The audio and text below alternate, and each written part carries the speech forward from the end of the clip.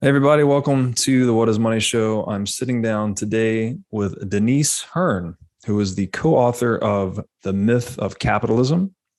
And she also has an excellent Substack published under the title Embodied Economics. Denise, it's been a long time coming. Welcome to the show.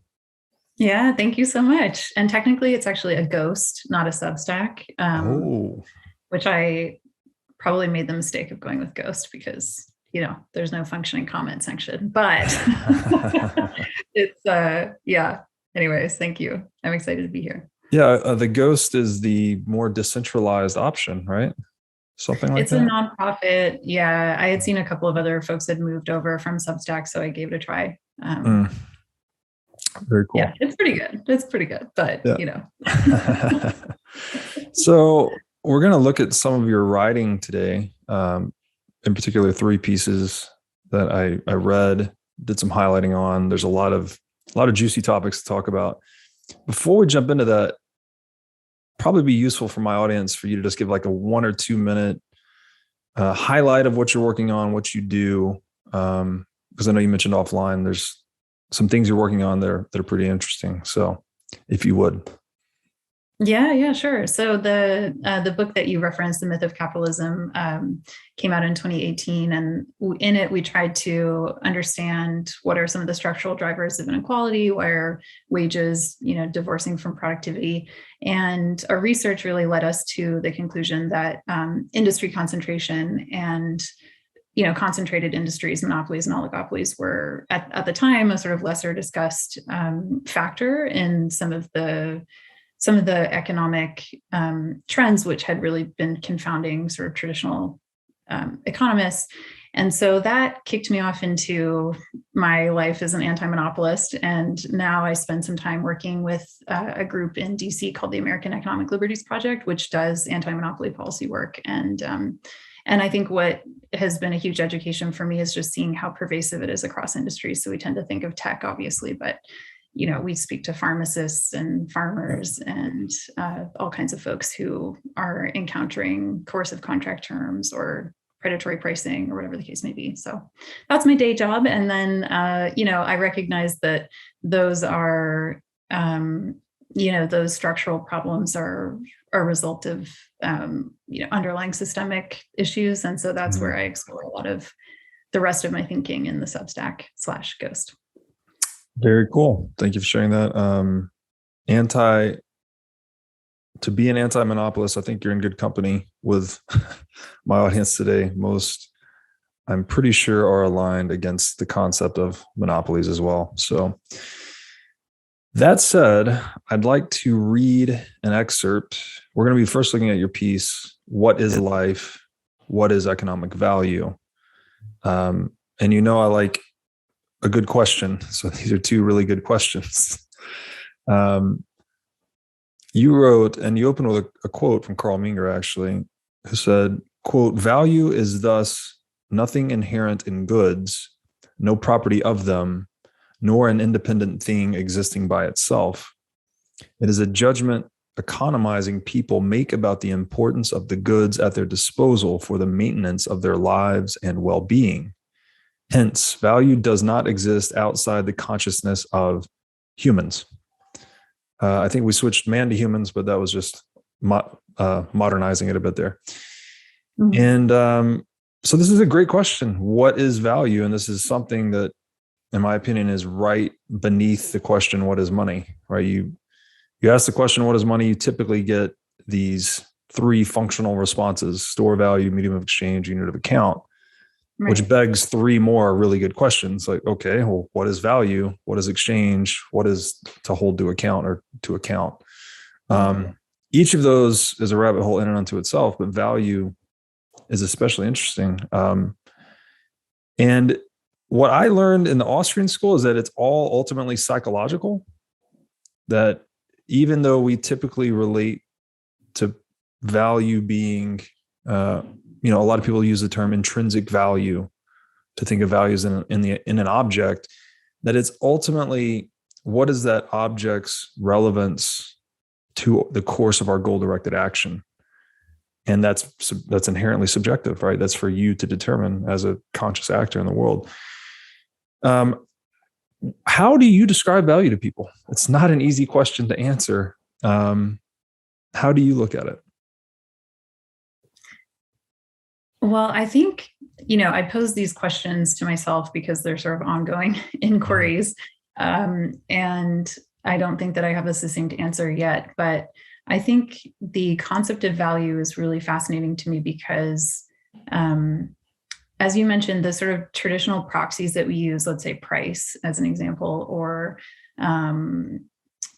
if you're thinking about a company's value, its stock price, and that's what I go into the piece, is that it doesn't take very long to realize that these things are inherently, they can be manipulated. They can seem very divorced from inherent values that we might have or like to see expressed within our economic system. And so the kind of proxies that we have for values seem not fit for purpose, especially as we think about, we're on a planet that has, I would say most people believe planetary thresholds and social floors that need to be maintained, and the kind of value that is circulating, the kind of economic value and the units of measurement that we have for that don't seem to adequately reflect, the type of value that I think we're going to need to both measure, account for, and exchange in the future. And so, so I don't entirely know. I think what I find interesting is that there's like this inherent dichotomy where value certainly is collectively, so it's not agreed, there isn't a collective agreement. It is this emergent function of the system where market participants do, exchange. And so there's some sort of, there's a point at which value is agreed upon in individual exchanges. But at the same time, I think that value, particularly in price, might actually be a better proxy for power relationships and power asymmetries in markets, because, if there are many examples, of course, where price might be more representative of the fact that you're forced into a collective agreement at that point of transaction, versus it being something that is sort of willingly entered into. So I don't know. Those are some of the questions that I'm asking myself in terms of how do we understand and represent economic value, and what might it look like in the future that would look very different than how we consider it today.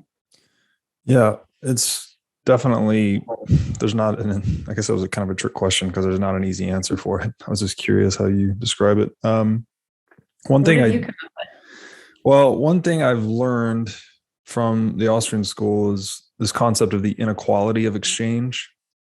So we typically think that, okay, if someone traded a boat for a car, for instance, that you would presume the boat and the car have equal value.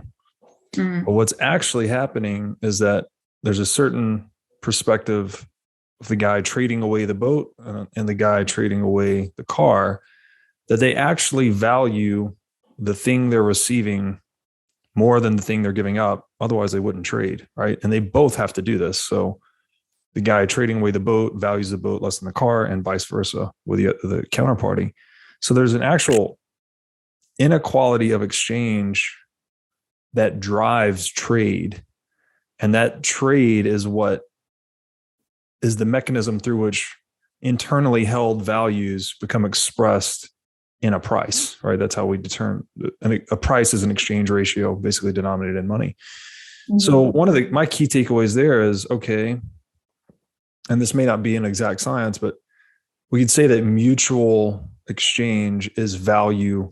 It creates value. It generates value, because you've now, both of these parties to the trade are at least psychologically profitable or psychologically better off, or they've created some psychological value by engaging in a mutual trade. But if you introduce an asymmetry to that equation, like a coercive term or, any violation of property rights or physical threat, then by definition, one party to that trade, the individual being coerced, is not getting any value, right? They're losing value because otherwise they would have done it voluntarily. Right.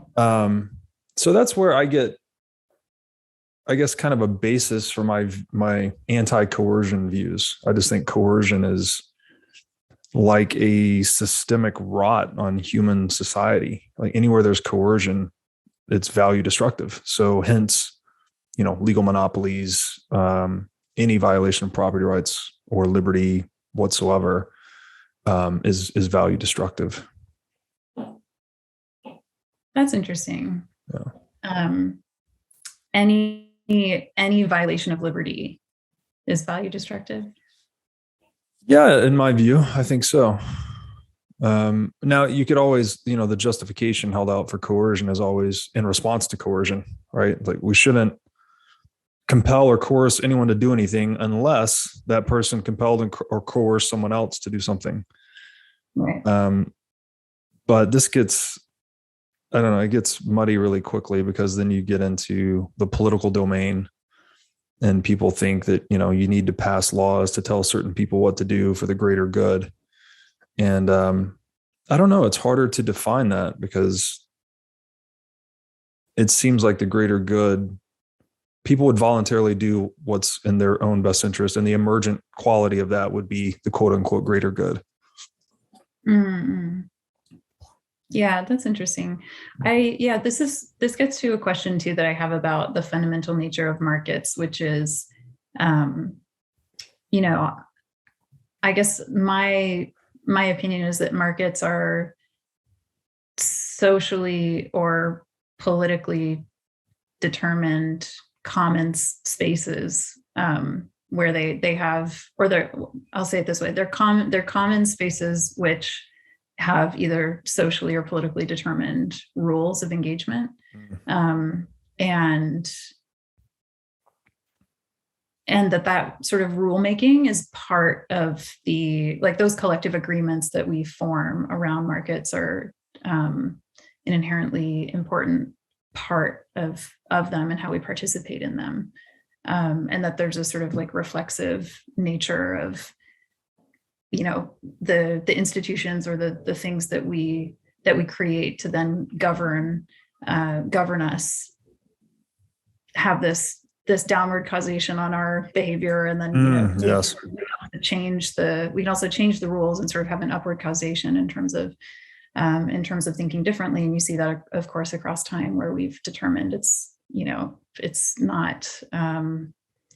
not moral to exchange humans in markets. It's not moral to exchange human parts in markets, these different things. And so, but those have been sort of socially or politically determined as we've evolved. But I'm curious how you would define markets or think about them. Yeah. First of all, I just want to highlight that I really do agree with this idea of what you referred to as upward or downward causation. I call it either reflexivity or it gets really, I talked to a clinical psychologist about this. He said that all identity is co-determinate.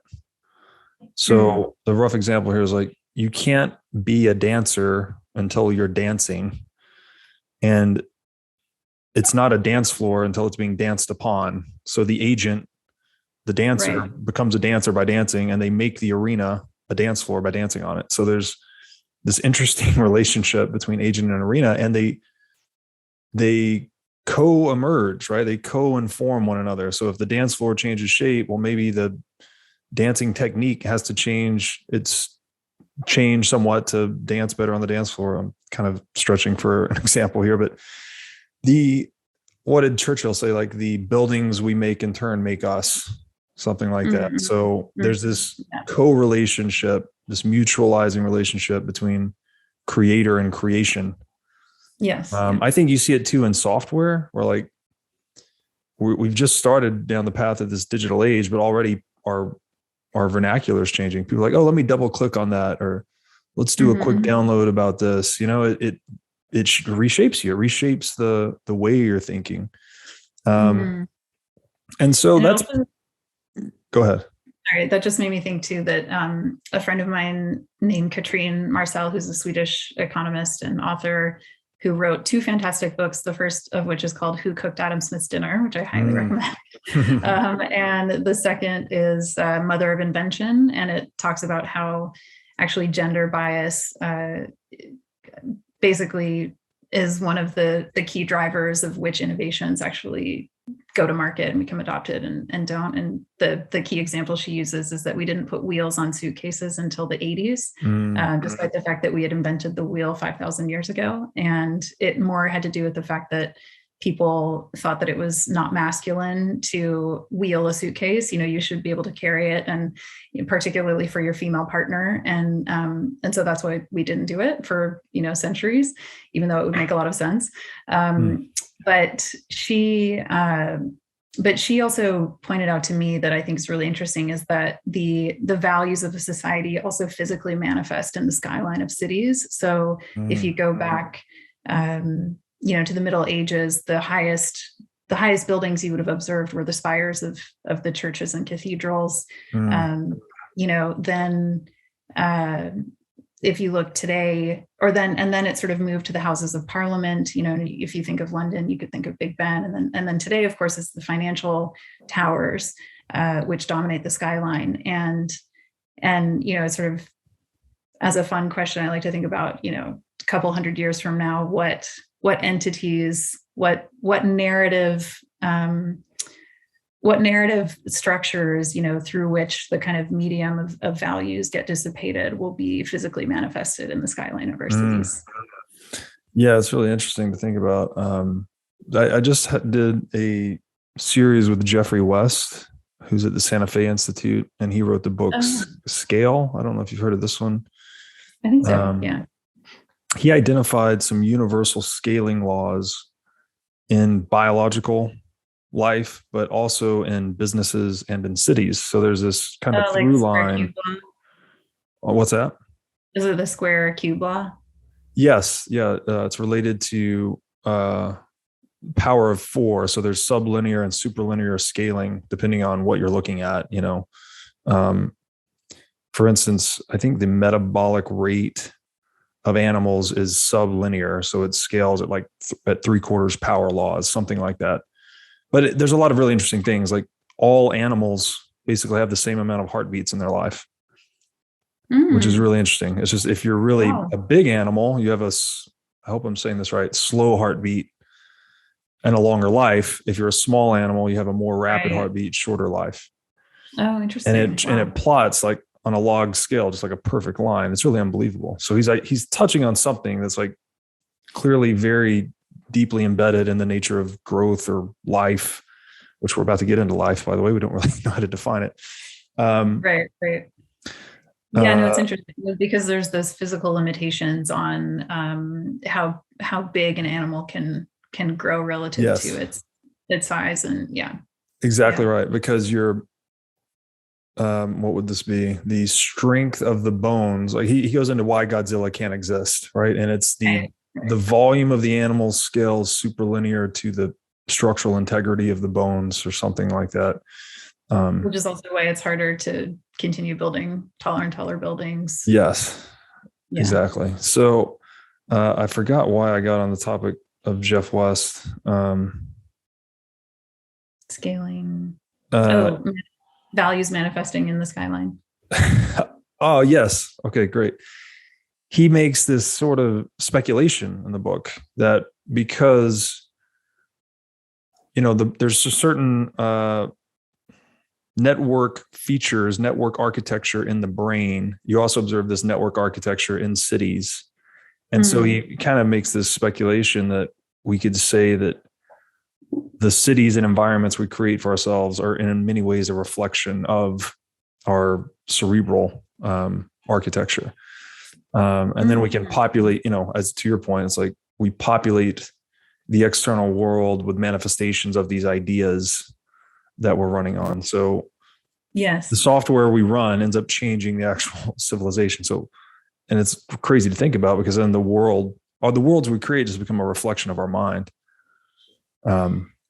Yes, and I actually read an article recently that was talking about how it's not just a reflection of our mind and our sort of cognitive faculties, but also of our internal organs, and that the tools that we've built throughout time are sort of representative of our embodied nature in our bodies. So a hammer, is sort of like a more effective fist, and that and yeah, and that, like, because I often think about this, where there are so many other types of intelligence and even bodily intelligence or capabilities that animals have that we don't as humans have. And in some ways, I think that that's constrained our understanding of what's possible or what's physically possible based on sort of just our own embodied experience. Now with technology, we're starting to be able to, the whole field of biomimicry is adopting some of these patterns. But anyways, I'd have to go back and read the article, but I thought that was a really interesting idea. Yeah. Well, I mean, it makes sense because we've been acting a lot longer than we've been, thinking and making tools. So if we're going to make a tool, probably just try to make something we know that works a little bit better. Yeah. And are you familiar with this, the field of embodied cognition? Okay. So this is something I talked to John Vervaeke about. There's the 4 E's, right? I'm just learning about it, so you Okay. probably know more than I do, but I find that a deeply interesting concept, particularly as we do think about developing technology and sort of virtual, reality and experiences. There's typically so much of an emphasis on the cognitive processing in the brain, or the neural processing, versus the idea that the brain is this sort of recipient of all of these embodied experiences that we have, which also are very embedded within, the systems and the web of relationships that we have with the physical world, and that sort of co-shapes even how we cognate. And it doesn't just sort of exist here, Yes. I think the gut has, I can't remember, it's like 5 times more nerve endings than the brain and different things. And so there's this complex dynamic, even within our own bodies, of how information flows and how it's processed, which I think is interesting. Absolutely. It's, and I think there's also neurons in the gut and neurons in the heart.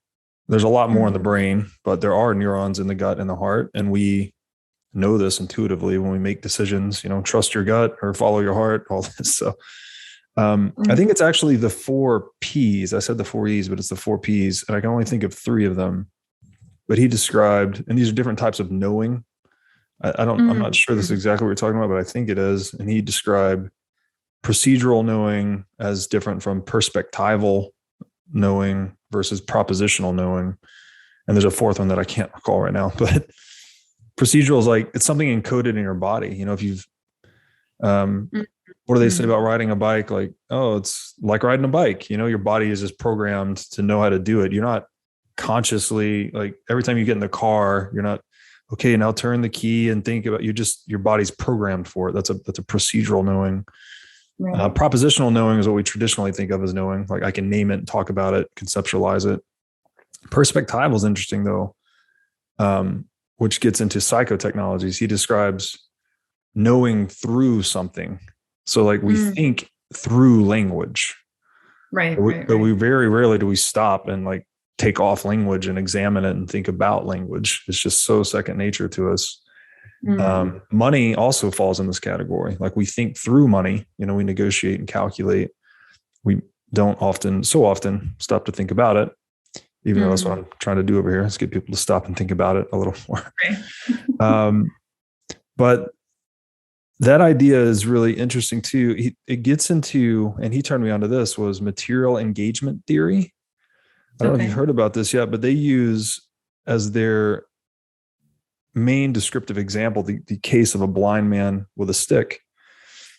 And it's trying to make the point, if the mind or brain is purely brain bound, a blind man is basically thinking through the stick, actually. Like as he walks around, the stick is tapping the external environment and it's giving feedback to his mind. So he's able to think in a way with the stick that he would not be able to think without, right? The stick becomes an extension of his procedural knowing, I guess. Like he's actually, it's an extension of his body. And we know this too, almost kind of like with driving.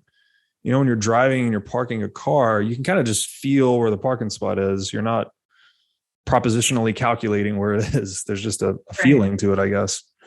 Right. But that whole domain is super interesting because it gets to the crux of that connection between agent and arena. It's hard to draw the line. Like, where do you draw the line? Because then do you say, okay, the blind man's mind, does it end at the outside of his skull or the tip of the stick?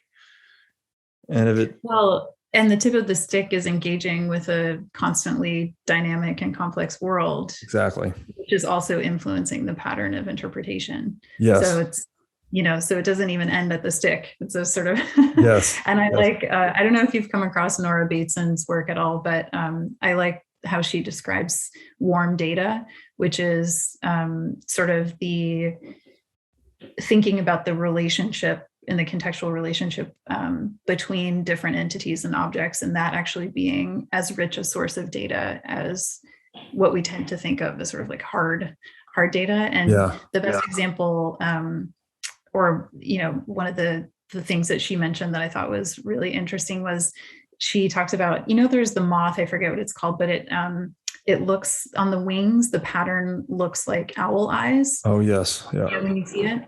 And she said, what is fascinating about that is that the owl is not a predator of this moth. The owl is a predator of the moth's predator.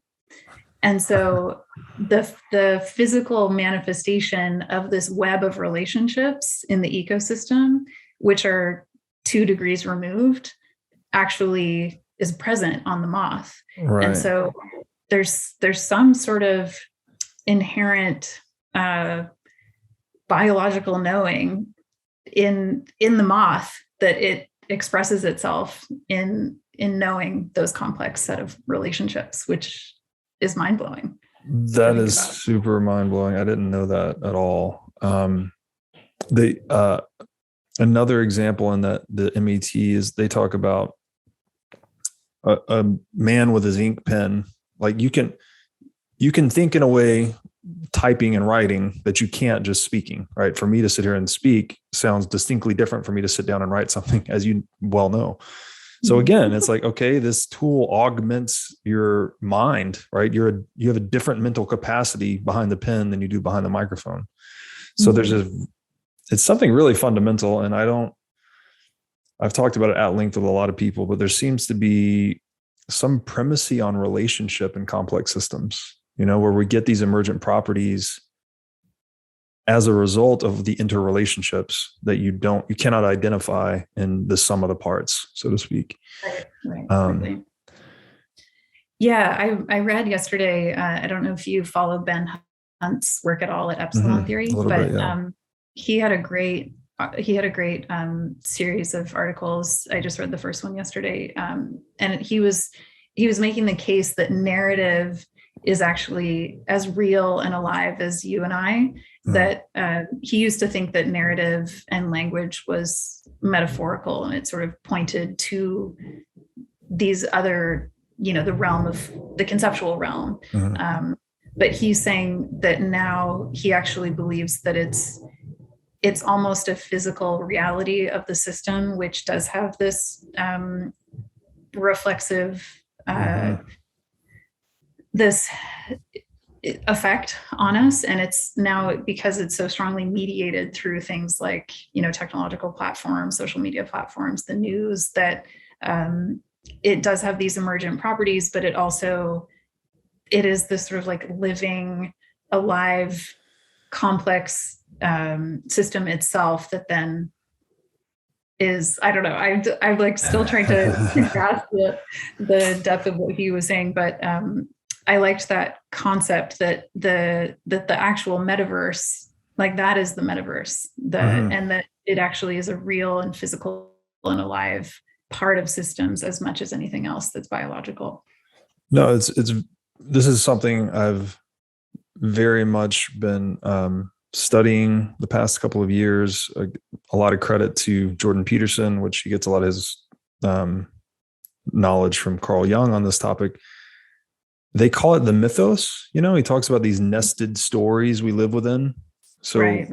in Western civilization, we're living in the nested story of Christianity to a large extent. I mean, it doesn't matter what your individual beliefs are, what you do on Sunday. It's like you're living in that collective story. And that's kind of like the outermost shell, I guess. And then there's, the company you work for is a story. The home you've created for yourself. You got pictures on the wall and all, there's stories, and they're just nested in one another and mutually interacting. It just seems like a whole new, I call this awakening people to the non-materialist worldview. It's like we tend to think it's just atoms and stuff and, the Newtonian clockwork thing. But once you get into the realm of complexity, that's completely blown out of the water. Right. And then when you start to understand, to use the Vervaeke term, psychotechnologies, social institutions, all of these things are just human imagination put to work, basically. And those tools tend to be more important than real tools in some ways, because they determine, what we're doing every day and how we think and who we spend our time with, et cetera. So, right, absolutely. A lot of rabbit holes there. I want to try. We're still on paragraph 1 of your piece here. It's a great conversation. But so we talked a little bit about value, and then you also make this point that Schrödinger posed a really good question about life. And I guess this is from a 1943 speech he gave, where he said, "What is life?" Schrödinger asked, and his lectures were later compiled into the best-selling book by the same title. This deceivingly simple 3-word question had intrigued and baffled scientists for centuries before Schrödinger, and a question which remains unanswered today. It is a very interesting point, back to the point of where do you draw the line? Where is living versus non-living? The best answer I've found, and it's not even a clear answer, but comes from thermodynamics and complexity, actually. This idea of an open system that imports energy but exports entropy, we could kind of say is alive, but then that begs the next question, well, what the hell is entropy and energy for that matter? What? Right. A Bitcoin mining pool under that definition could be called alive. Bitcoin's alive by that definition. Yeah. A city's alive, Yeah. Which gets back to Jeffrey West's work. So it's where do we draw the line between organic and inorganic reality? Right. No, I found, I got turned on to this, this sort of line of questioning because I read Carl Zimmer's book called Life's Edge, and it's really fantastic if people want to go down this rabbit hole. But it was really interesting for me to learn that there's essentially no scientific consensus on this, and that different theories or definitions have been proposed over the years, but there's always some biological element that confounds the definition. So, whether it's a tardigrade that gets frozen in cryptobiosis for 30 years and shows no signs of metabolism or any other form that we would, reproduction, any of the sort of hallmarks that we would traditionally associate with life. And then 30 years later, you pour a little water on it, and it comes back and it can actually reproduce, is that organism alive when it's in that cryptobiotic state? And so I found it just fascinating to consider this, but then also it did make me think that similarly, and as we kind of talked about at the beginning of this conversation, when you try to peel back the layers of understanding what economic value is, it's similarly a very slippery concept, where as soon as you feel like you have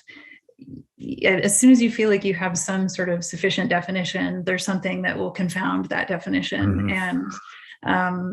And so that's what I was trying to unpack in that post. But yeah, and there's something very intimately related here between life and value too, right? There's they're different questions clearly, but there's some, because it seems like value tends to be derived from consciousness to some extent, and consciousness is an emergent property of life, I guess we might say. So these things are all intertwined. It's very interesting. Taking a slight turn here on the concept of what is value, you have a picture in your article of the, I hope I'm saying this right, the Louis Vuitton urban satchel bag. Oh yeah. That is, I actually Which I don't own, by the way. I tweeted this out. I'd never heard of this before reading your piece. And upon reading it this afternoon, I tweeted it out. It's $150,000 purse made out of trash, I guess is the best way to describe it. Yeah. I mean, I found it because I was trying to find the most, I was Googling around for the most egregious luxury goods. And when I found it, I was just like, oh, this is perfect because, it's a purse.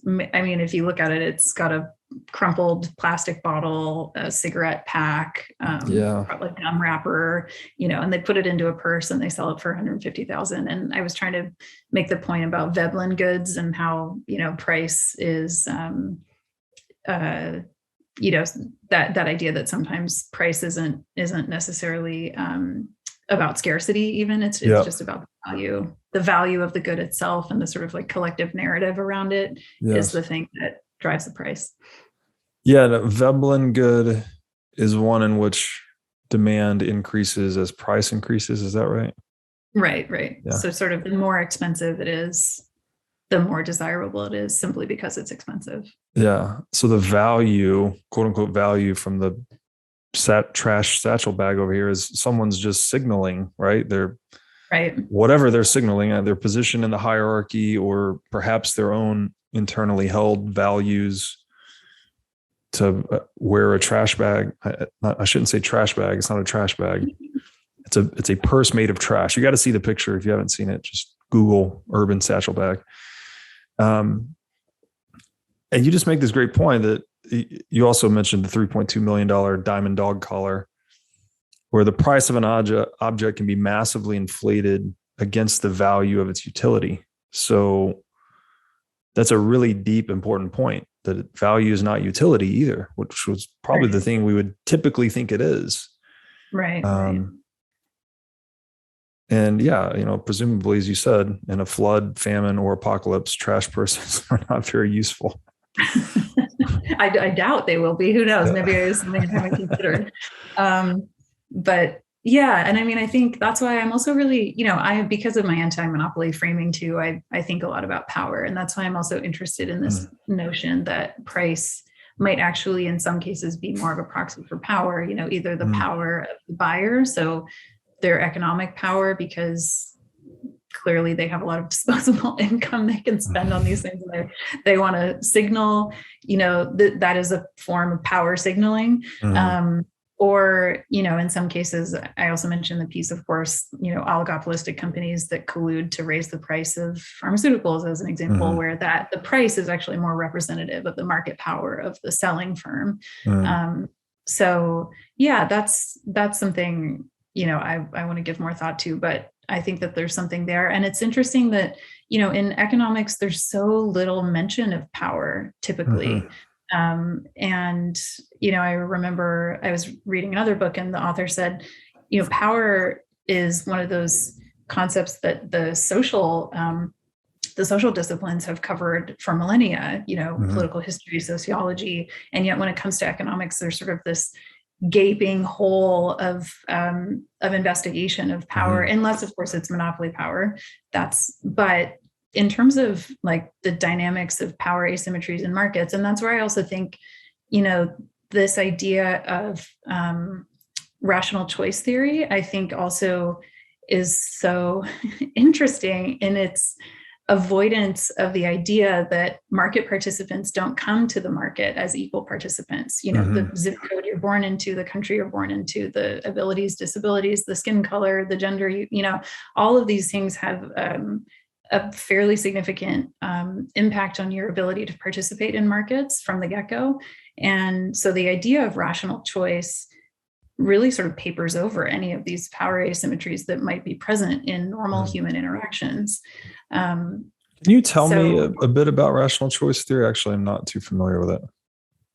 Well, just the idea that, like, in an exchange, if you and I come together and I have a cup and you have a trash bag, and I want to exchange that, that the only function that we're considering in that exchange is the goods that we want to barter for, or that we're making rational choices, essentially. Oh, okay. Yeah. So this is the dictum that all economic actors are just super rational, not emotional. Right. Yeah. Okay. Yeah, exactly. That they're rational actors making choices for their own, maximizing their own self-interest in every exchange, which, again, I think is just, it completely sort of ignores the majority of human experience, where, I mean, if we were talking about Graeber before we started recording, but, in his view, or he says, for most of human history, humans have been told that they're debtors. Well, that's right.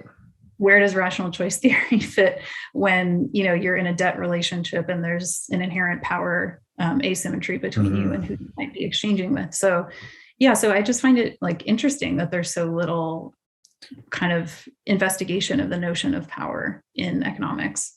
Yeah, no, I agreed completely on that. This is something I've been thinking a lot about recently too. Have you read much Rothbard at all? He wrote Man, Economy, and State, which is like his Austrian economic magnum opus. But then there's two books behind it that the publisher didn't allow originally. They're called Power and Market. They were disallowed because they were considered to be too controversial. But now you can get it. You can buy it online or whatever. And he does a deep dive on the topic. And one of the areas.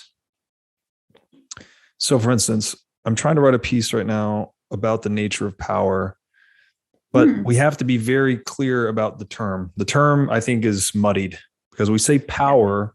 People typically think political power, like who's in a position to tell others what to do, position of authority, something like that. But there's also power in the purely physics sense, which is like the capacity to do work, right? That's something we very much want to maximize. That's the basis to wealth in a lot of ways. That's what we're doing when we trade, right? We're increasing the division of labor. So we're increasing our aggregate physical power, effectively, our ability to move goods and services. It's what innovation does, right? It amplifies human labor to create a more powerful outcome. So there seems to be this, the way I'm looking at it right now, and this is not fully formed. So we want to create social institutions that allow us to maximize our physical power collectively. But we want those same institutions to be resistant to political power, right? We don't want insiders to be able to, say, twist a public institution for private gain, right? That would be a pretty bad idea. Corruption is what we would call that typically. So it's a dance, I don't know. I think Bitcoin, you asked me earlier about Bitcoin. It's like, I think it's a very promising social enterprise, and that it enables you to directly monetize energy and then transact that money in a rule set that can't be politically co-opted. So it's a system that, like, incentivizes us to increase our physical power harnessing, but that's resistant to political power. Sorry, that was kind of a mouthful. I would love to hear your thoughts on power in general too. Yeah. No. Thank you for sharing that. And most of, if not all of my thoughts are ill-formed and still forming. But I think I was intrigued by you sort of focusing in on the physical power element, and the physical power of labor. And I don't think you mean that in the literal sense, because, what is it, like 84% of S&P value is now intangible. So, and yet this is like another dichotomy that I'm interested in. But, we live in this embodied reality. And I think we tend to sort of over-index on the intangible as it relates to thinking about, especially now, thinking about economic value. But yeah, can you describe why you why you phrased it that way with the physical power. Yeah, I would say even the intangibles, like in the S&P, I know there's a lot of intellectual property, for instance, but these things ultimately ground out in capital, right? You're producing capital of some kind ultimately, otherwise it wouldn't matter. You know, a patent, for instance, on whatever device would be considered intellectual property, but that patent is not going to have value in the real world unless it can do something, right? Move something or create a service that people deem valuable. It ultimately has to create an impact in physical reality. Otherwise, it doesn't tend to be valuable. So something that can't create an impact in physical reality, then what use is it? And I guess it does get a little blurry when you look at like art. You know, there's this idea of aesthetic value. Is a painting really, like, what's the physical power of a painting? Not really much. But people will expend tremendous resources, you know, bidding over one another to get it. So right. I think there's just this, we could say like the explosion in car ownership or the explosion in people using air travel. Like there's this natural desire in organisms really to be free, to have a lot of options, you know, to be able to move across time and space. Now, time, clearly we're all stuck in time, but you can use a piece of capital to accelerate you towards your aim in time. So the example I always give is if you have a pair of shoes, a trip from New York to LA is going to take you one set of time, maybe a few months. But if you amplify your labor into a piece of capital like a car, then you've now been moved nearer in time to your goal. And if you amplify your labor into an airplane, you're even nearer in time to your goal, even though the spatial relationship between New York and LA hasn't changed at all. So capital is like this amplifier of human time, something like that. So I think that capital accumulation itself, which is the basis of civilization, right? It's a buffer against uncertainty. It's what we use to satisfy our wants, better, faster, cheaper. To create capital requires physical power, ultimately, requires physical production. So we need to amplify our physical power through the division of labor, through innovation. And that's what lets us move, you know, better, faster, cheaper in the world. But with all that, kind of getting back to the imagined orders we described earlier, which is like, you could say this is narrative, basically. There's people fighting over controlling that narrative too, because to control that narrative is to control the production capacity that it enables to some extent. So that's the duality I'm looking at. It's like there's this political power where someone can like speak a thing into existence, right? If I'm Joe Biden, I can sign an executive order and I can mobilize millions of people to do things at the stroke of a pen. That's political power. But physical power is the actual act itself, like what to actually get into a plane and ignite the ignition and it propel you across the ocean in a few hours. You know, that's physical power. You can't you can't do that without the physical power. Right. And an act of creation of some kind. Yeah.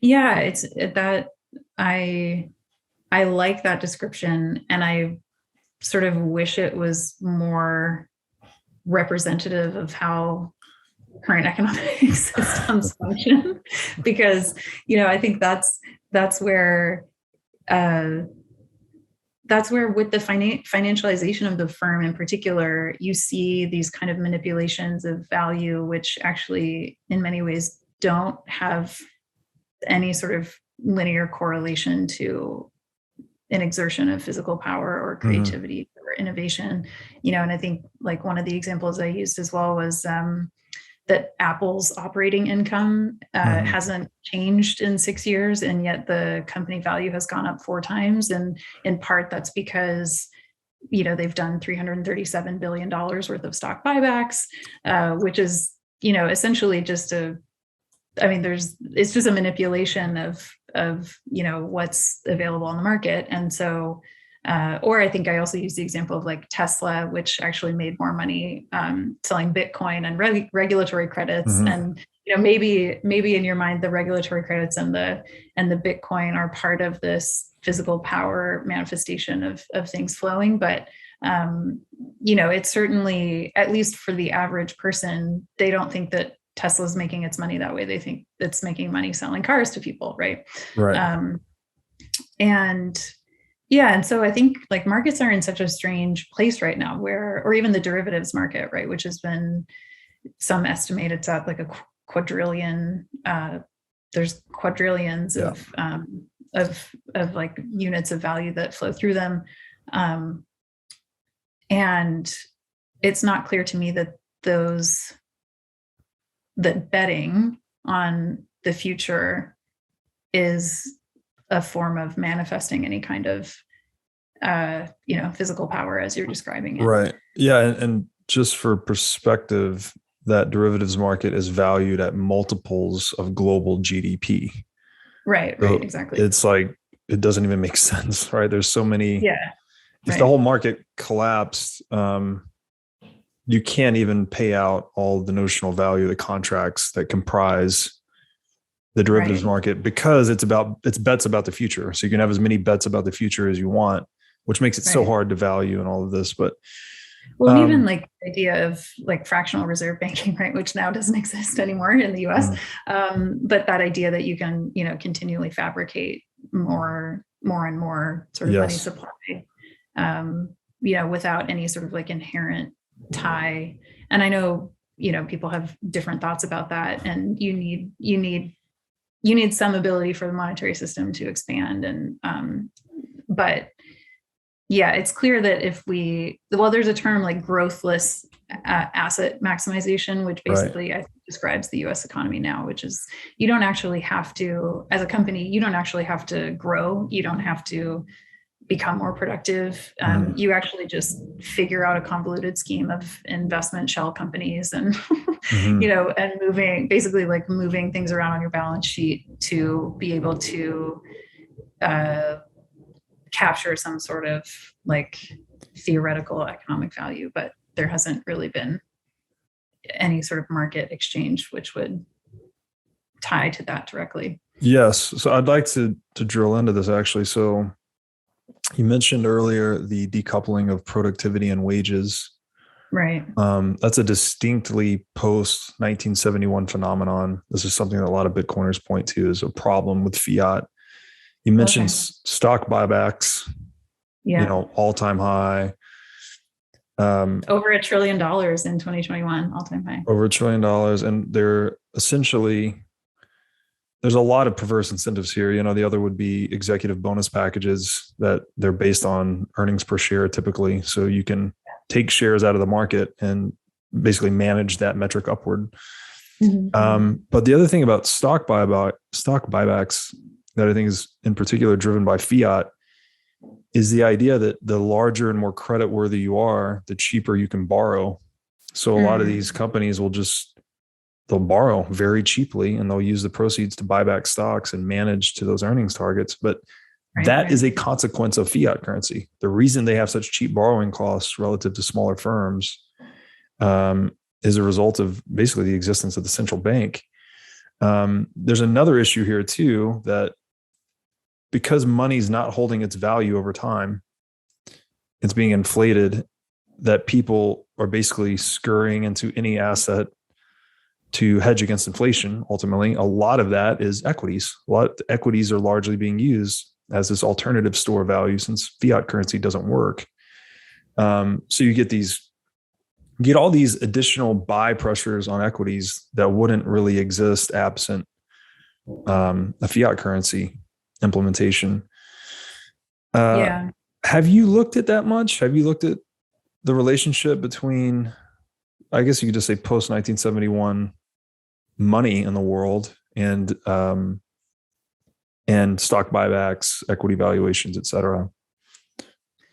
Yeah, a little bit. I mean, I think I've looked at that, and I've also looked at sort of, regulatory changes, which have also incentivized certain behavior in markets. As an example, like the relaxation of the merger guidelines in the 80s, which then prompted a wave of, all these merger waves.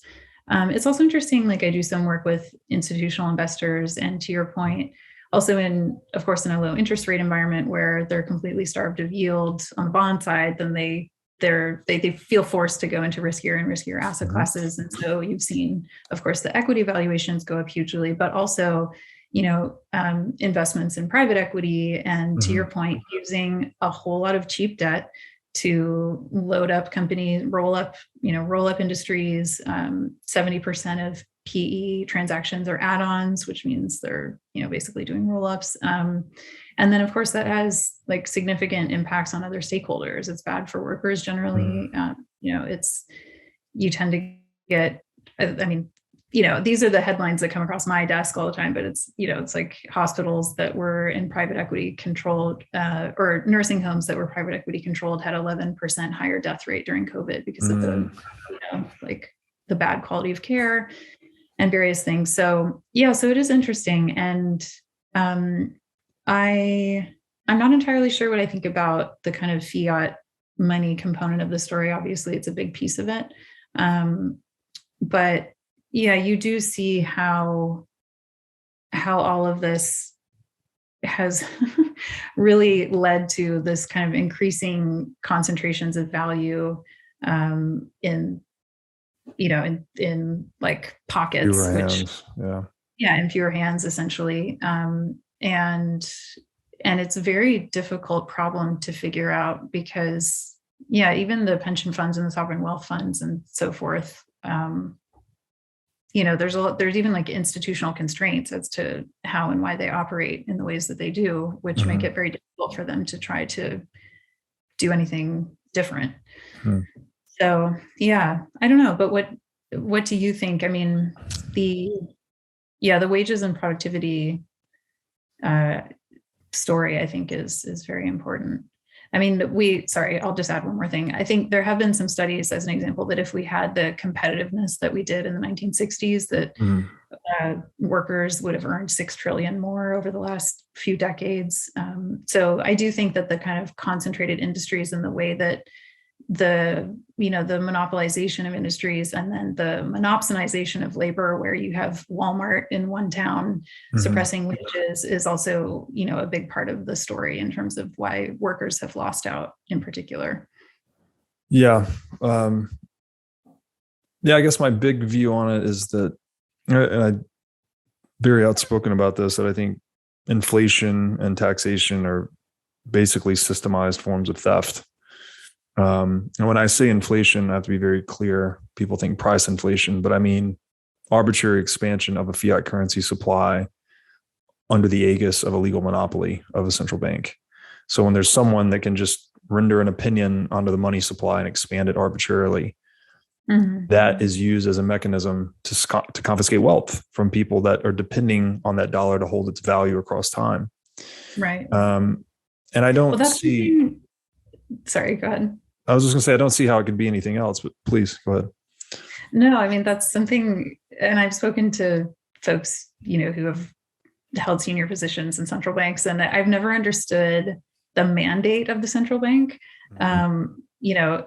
and in particular, the 2% inflation target. Why is that? Why is the 2% inflation target a target at all? And as many econometric sort of arguments as people put forward for it, it doesn't make any rational sense to me.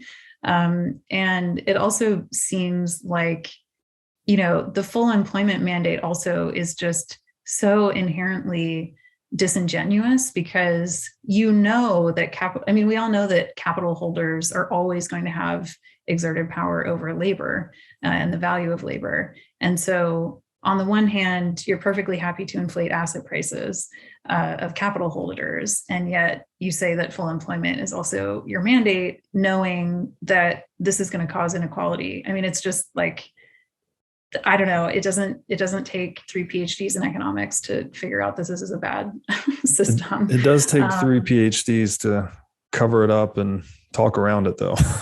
Yeah, that's true. That is very true. No, I agree with you wholeheartedly. A lot of my thinking on this is informed by Mises as well, like particularly his book Human Action.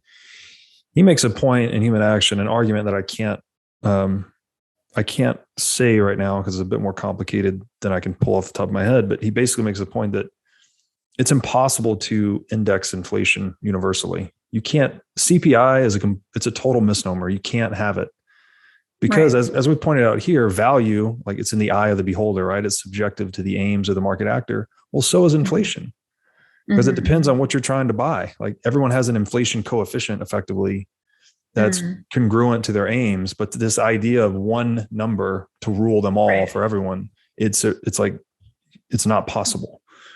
Well, same with GDP or any of these other sort of aggregate measures when you're trying to measure complex systems. Like the best you can do is triangulate, right? But you can't actually pinpoint. And I think also back to this, tying it back into narrative, what I've found interesting is watching, particularly in this inflationary environment now, where the narrative of inflation is also self-fulfilling, because we're now finding companies who are essentially raising prices because they're using the cover of the inflation narrative, and actually their input costs haven't risen at all. And you listen to them on their earnings calls and they talk about it. They just say that now they basically have market pricing power, right? Where they can, they're inflating. So I mean, these things are, as you say, well, I'm paraphrasing what you're saying, but in a complex system where there's multiple agents exchanging all kinds of different things, to have one sort of core metric and then to base policy decisions on that core metric is just incredibly misguided. Yes. And I went to the Chicago School of Economics. They call it the Money Church, I think, one of the towers there, where it's like the, number one, I guess, forum for Keynesian thinking about central banking in the world. I went with Eric Weinstein. He gave this compelling argument about how CPI is totally bogus and everything they're building on top of CPI is equally bogus. So further to your point, like, okay, why 2%? The point of an economy actually is price deflation. You want prices to go down over time. That equates to lower cost of living for everyone, which we could also say is a higher standard of living, because you can live to a higher standard on equal purchasing power. I don't know. My study of governments like it because it like reduces the debt burden. Exactly. I don't know. It's revenue. It's revenue for the government, right? Like who doesn't want to print their own money? Who wouldn't want to print their own money? Well, then I can just borrow whatever I want and pay you in my freshly printed money and move on. So I think there's some really deep, immoral reasons even that the monopoly on violence and the monopoly on money tend to go hand in hand all the time. And on the topic of full employment is kind of a silly one, because when you implement a minimum wage, you're guaranteeing unemployment, right? You're basically putting a price. Is it a price floor, I guess? So you're creating labor shortages where there are people that would be hired for a job. There are employers that would hire and willing employees for jobs at a rate below the minimum wage that will not contract to work together because of this legal intervention called the minimum wage. So, and Mises' argument here was the only way to ever have full unemployment is to have no government intervention whatsoever in the labor market. Now that might be a bit of a strong line, because I know, and you've talked about some of this in your work, child labor laws and things like this, where there have been some positive advancements due to intervention of some kind. Right. Yeah. I mean, I'm more sympathetic to collective agreements like the minimum wage, because again, back to the PowerPoint, I think, sure, there may be parties that could contract or that would contract.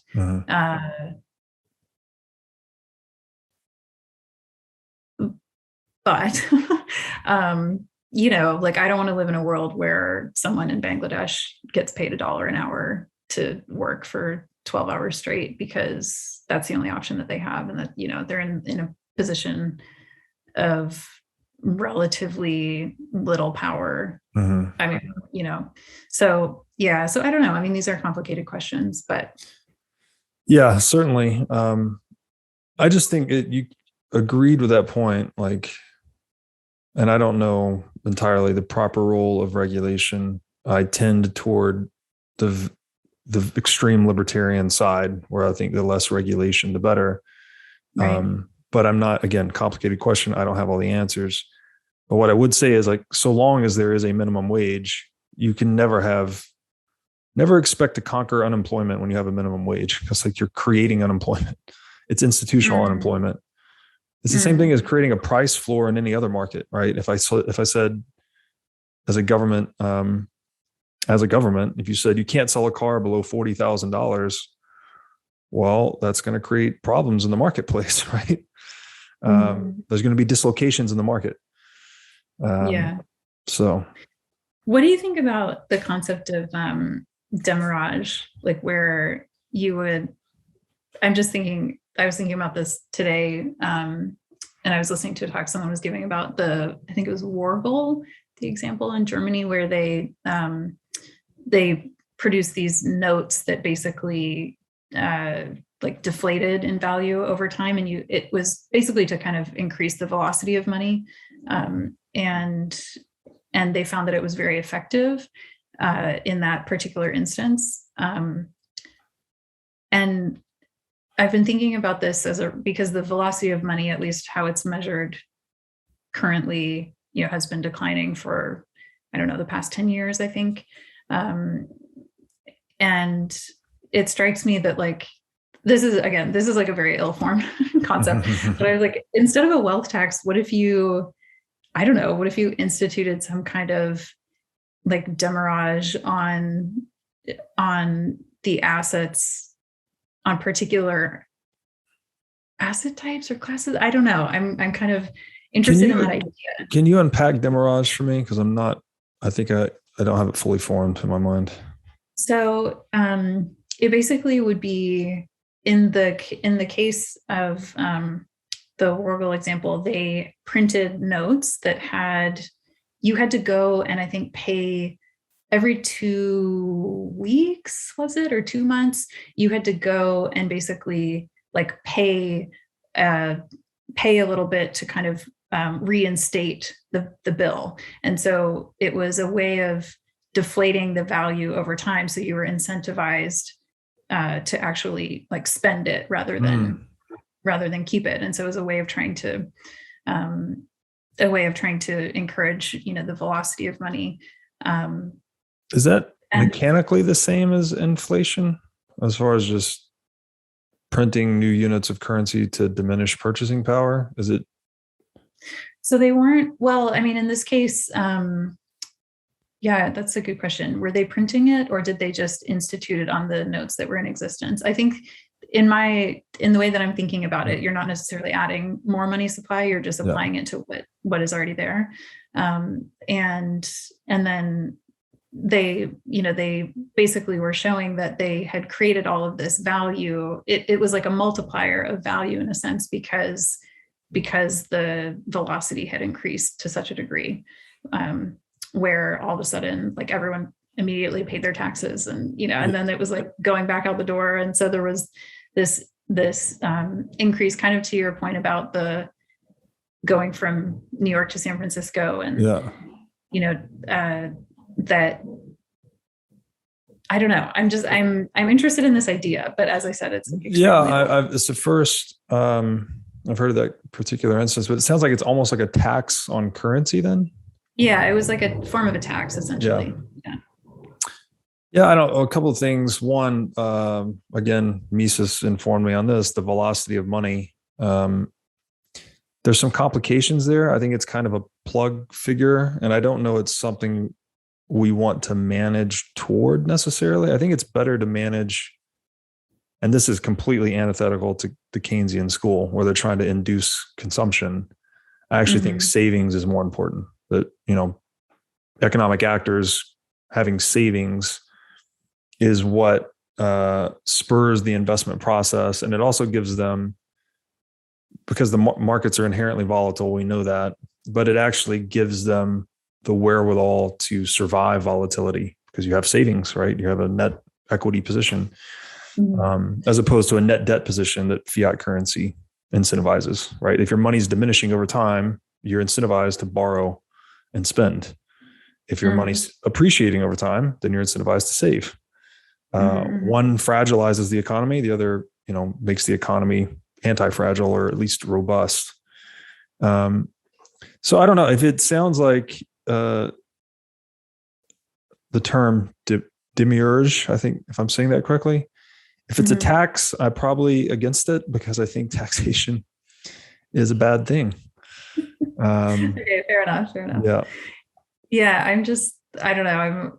I'm like playing with concepts here, but I'm thinking about how in natural systems, thermodynamically, this idea of dissipation driven adaptation, where complex systems form. It was the way that you described life earlier, right? Where they take in energy and then dissipate entropy. Yeah. But it's and we know that in natural systems it's heat. Yes. And kind of curious, posing this question to myself: what is it in economic systems that is trying to dissipate? I don't think it's money, because for many reasons, money is a proxy for something else. But it does, it does feel, at least in the current sort of iteration of our monetary systems, I guess the negative side of saving is hoarding, and there's certainly a lot of that happening. And so, where do you draw the line there? That's something I get hung up on too, because that's another Keynesian argument. It's like, we have to debase the currency so people don't hoard money. I'm like, okay, where do you draw the line between savings and hoarding? Because again, that's another value judgment. Yes, that's an incredibly hard question. I've asked my whole life and I don't know. Just on a sort of personal moral level, it's very hard to know. And it is very relative, because we always, we make those judgment calls based on who we associate with. And we tend to be upwards oriented versus downwards oriented. Right. Well, the other thing about that, so at least in a hard money world, if you're hoarding, say we're all on gold or Bitcoin, if you're hoarding money to the point that you're taking away investable capital from the marketplace, then that's actually going to put downward pressure on the purchasing power of money. So at some point, because the purchasing power of a hard money is only going to increase if investment and productivity are expanding. Right. If so much capital is being pulled out of the market that it's all being hoarded in money, well, eventually that's going to put downward pressure on the purchasing power of money, which would then induce you to invest. Right now, all of a sudden, my hard money would not be appreciating year over year. It would be depreciating. And then me as a saver or a hoarder, depending on your perspective, I would have that incentive to put some of that capital to work.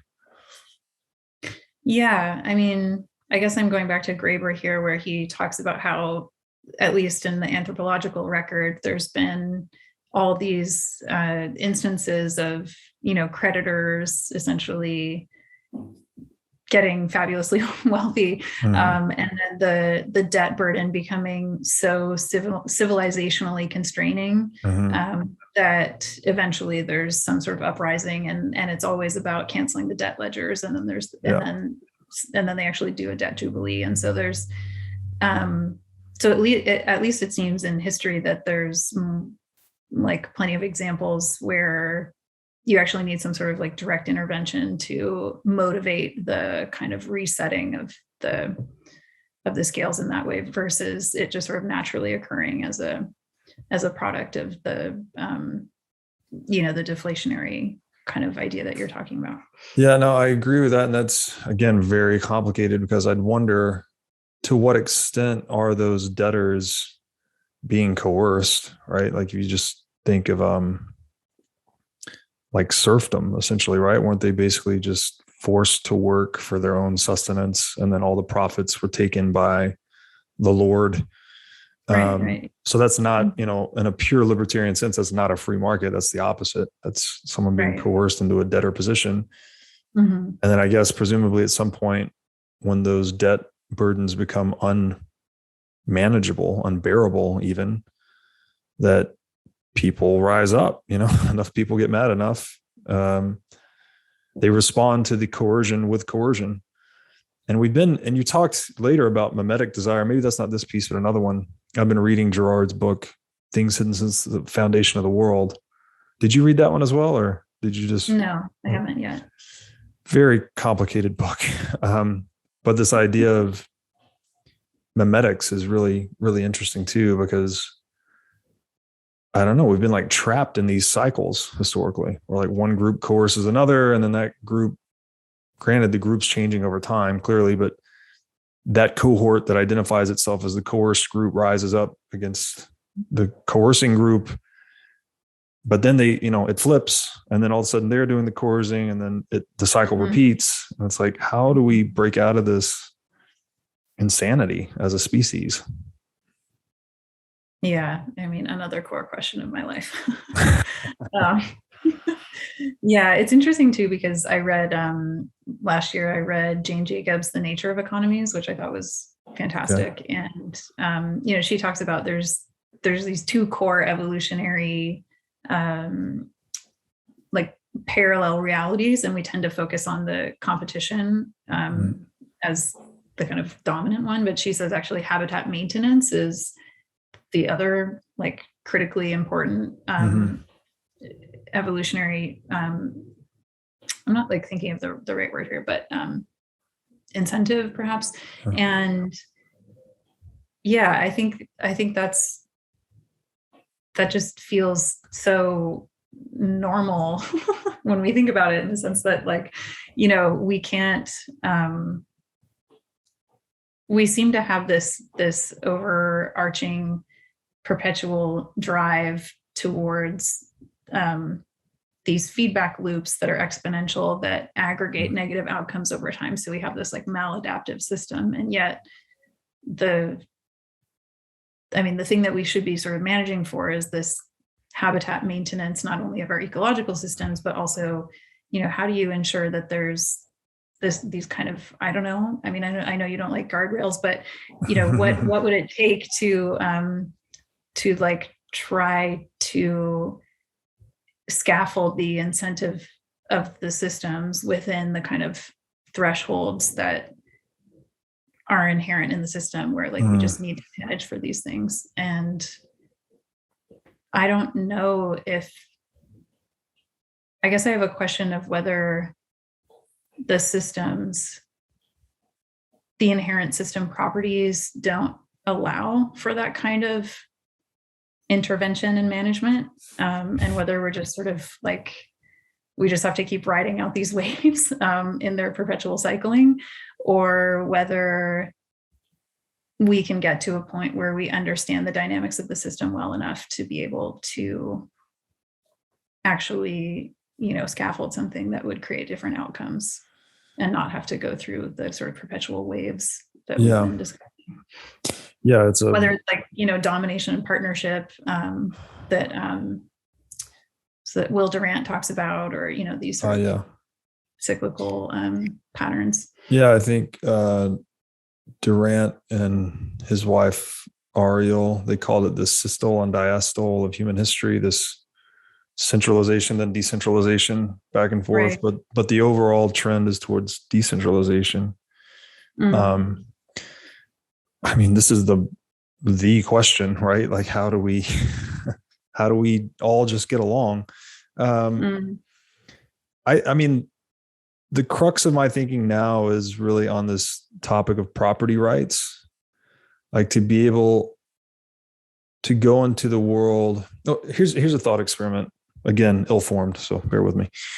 If we're all just hypothetically in this world where we're all invulnerable, like we can't hurt each other physically, we can't steal from one another.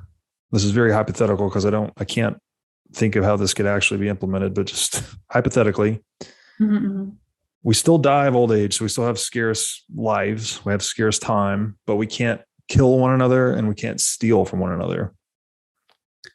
So we still face scarcity because we have finite lives. In that world, though, there's only one wealth acquisition strategy, and that is making as opposed to taking, right? Taking would be stealing from someone or coercing someone to be your slave or whatever.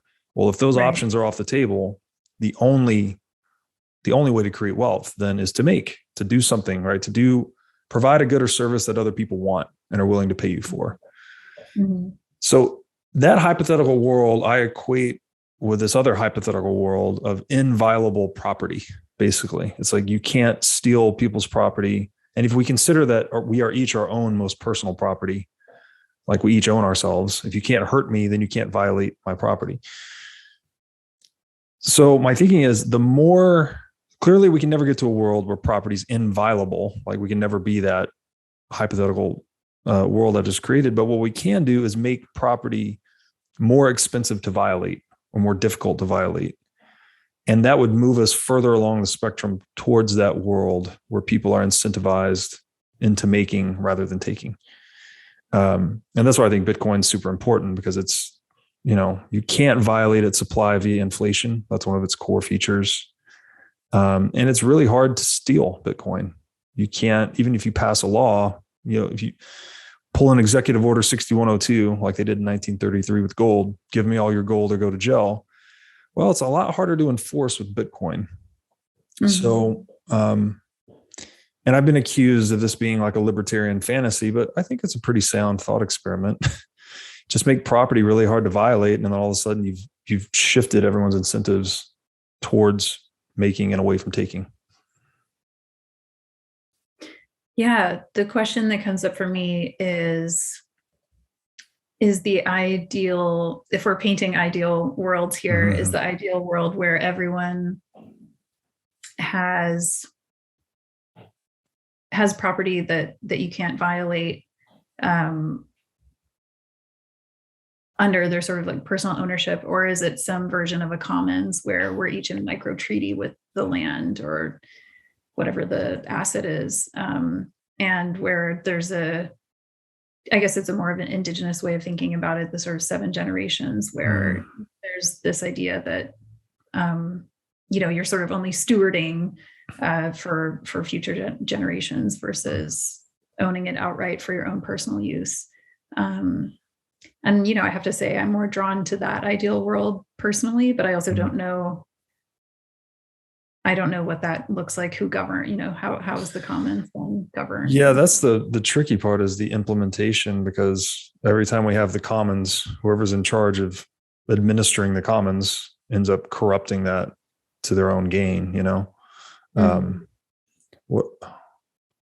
isn't that sort of the promise of Bitcoin and other, other sort of DeFi, or I don't know, whatever, like DAOs, these sorts of things that now we're forming these experimentation vehicles where we're trying to understand what that might look and feel like to have different types of governance. Yeah, I think so. I think that the emergence of things like smart contracts give us new options with new governance models. Which is great, right? We need more experimentation there. That's how we figure things out. I will say that I'm very much focused on just Bitcoin. I think separating money and state as like the really big first step that's necessary for governments to have incentives to be accountable to the preferences of citizens. Whereas right now, you're just a monopoly on violence and money. Like, why do you care? And this is not black or white. Clearly in democracy, there's some short-term incentive to care about what the voting population thinks about you. But in a longer time horizon, I don't think the incentives are properly aligned. There's a great book on this by Hoppe called Democracy, the God That Failed. And I could sum it up in a quote that I read that was, every public auction is an advanced looting of public goods. So you put these people into positions of power, they make deals to make themselves money, right? You go look at, there's a great Twitter account on this, the Nancy Pelosi portfolio tracker. Oh, geez. And she's just completely, she's outperformed every hedge fund, she's just a crazy stellar performer. Wonder how, right? I mean, isn't she a full-time politician? How did she get so good at playing the options market? Well, it turns out, they're playing that inside information Right. that they're involved with. So there was again, also a fund that called Strategas where they had like a lobbying portfolio where if you just invested in the companies that did the most lobbying, you would have outperformed the S&P, exactly multiple times over. Yeah. So yeah, totally. So I think, there's something, you go far enough down the libertarian rabbit hole and you start to think that the problem is government itself. Like you at least need a government where citizens have options to go elsewhere. So if I don't like the service I'm being given in a certain jurisdiction, I should have the option as a free market actor to leave, right? To go get services somewhere else. Mm-hmm, mm-hmm. Well, there are some options today, but they're not, you can't go to an economy with no central bank. That's not an option. Mm-hmm. If you have more than a $2 million net worth in the US, you can't leave without paying an exit tax. Mm-hmm. So that's not good. That means you can't say no as a customer. So that's a coercive exchange. So yeah, I guess I'm showing my true colors here a bit. I'm very much anti-state recently. Yeah, no, that's fair. You might actually like Graeber's new book, which I've just started, but he talks about that actually one of the interesting so it's post-humanist, obviously, because he's passed away, but he makes the point that that many like indigenous cultures in North America, when Europeans started colonizing, that a lot of their thinking actually influenced the Enlightenment, because one of the things that they regularly sort of did and cherished was also this idea of freedom of movement, and that they did have governance structures, but the person who was in charge often, and this isn't a pan-indigenous and they weren't all the same, but as a general rule, that if you didn't like what your tribe leader was doing or something, you were completely free to go elsewhere. And also they couldn't coerce or mandate you into doing certain things, that you were sort of free to obey or disobey as you desired. And that this kind of notion of individual autonomy and liberty wasn't actually it wasn't really a conception in a lot of European thinking, because they were still sort of so hungover from prior,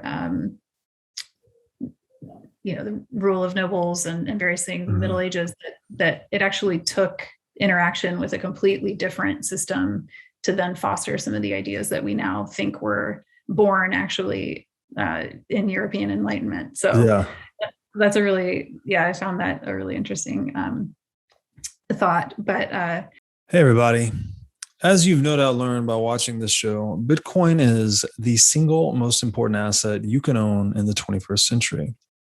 And one of the most important companies in Bitcoin today is NYDIG. NYDIG's mission is to get Bitcoin into the hands of as many people as possible.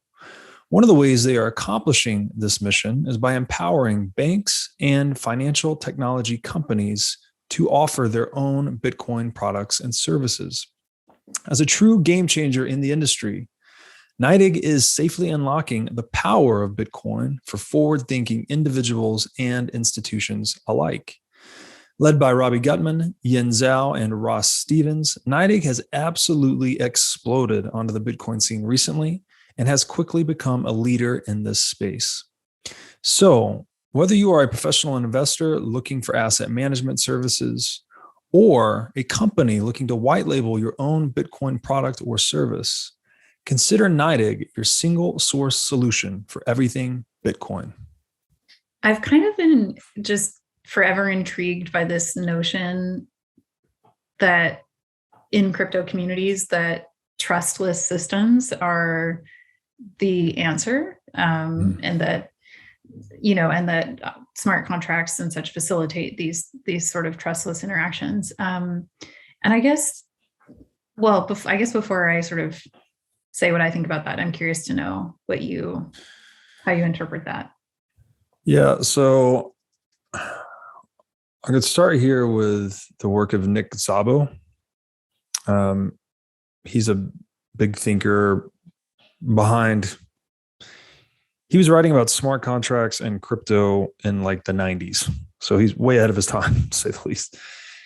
He describes money as a trust minimized asset, actually. So it's the asset you can hold that is maximally resistant or immune to the opinions of others.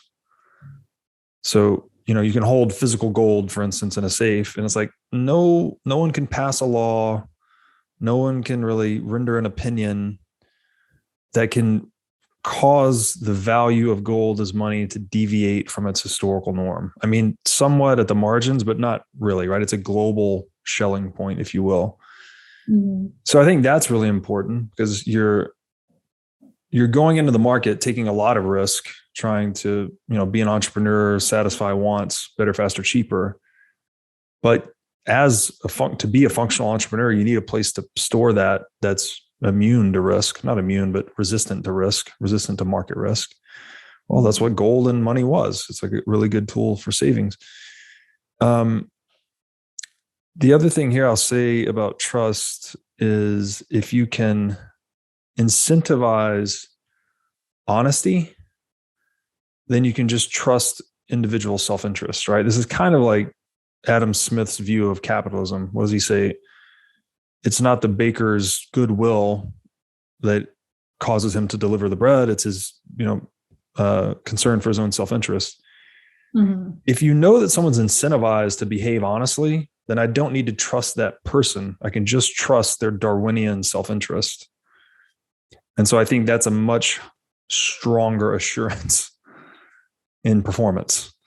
So to tie that into crypto a little bit, it's this is kind of what is bootstrapping Bitcoin in a way. It's like it's optimized for the self-interest of holders. So your incentive is to just save in it over time. Mm-hmm. And it creates an alignment of incentives where if I pursue my individual self-interest in saving in Bitcoin, I'm actually creating a collective benefit too, right? Which is the bootstrapping of this savings vehicle that no one else can undermine. That's valuable for other people too, which is kind of an interesting thing. But when you get further off into crypto land where it's like, decentralized autonomous organizations and all of that, I think there's theoretically some promise there, but it's all theoretical at this point. I look forward to seeing more experimentation, but I don't think we can say anything definitively about it yet. Yeah, it's interesting. So I referenced my friend Katrine's book, Who Cooked Adam Smith's Dinner. And mm-hmm.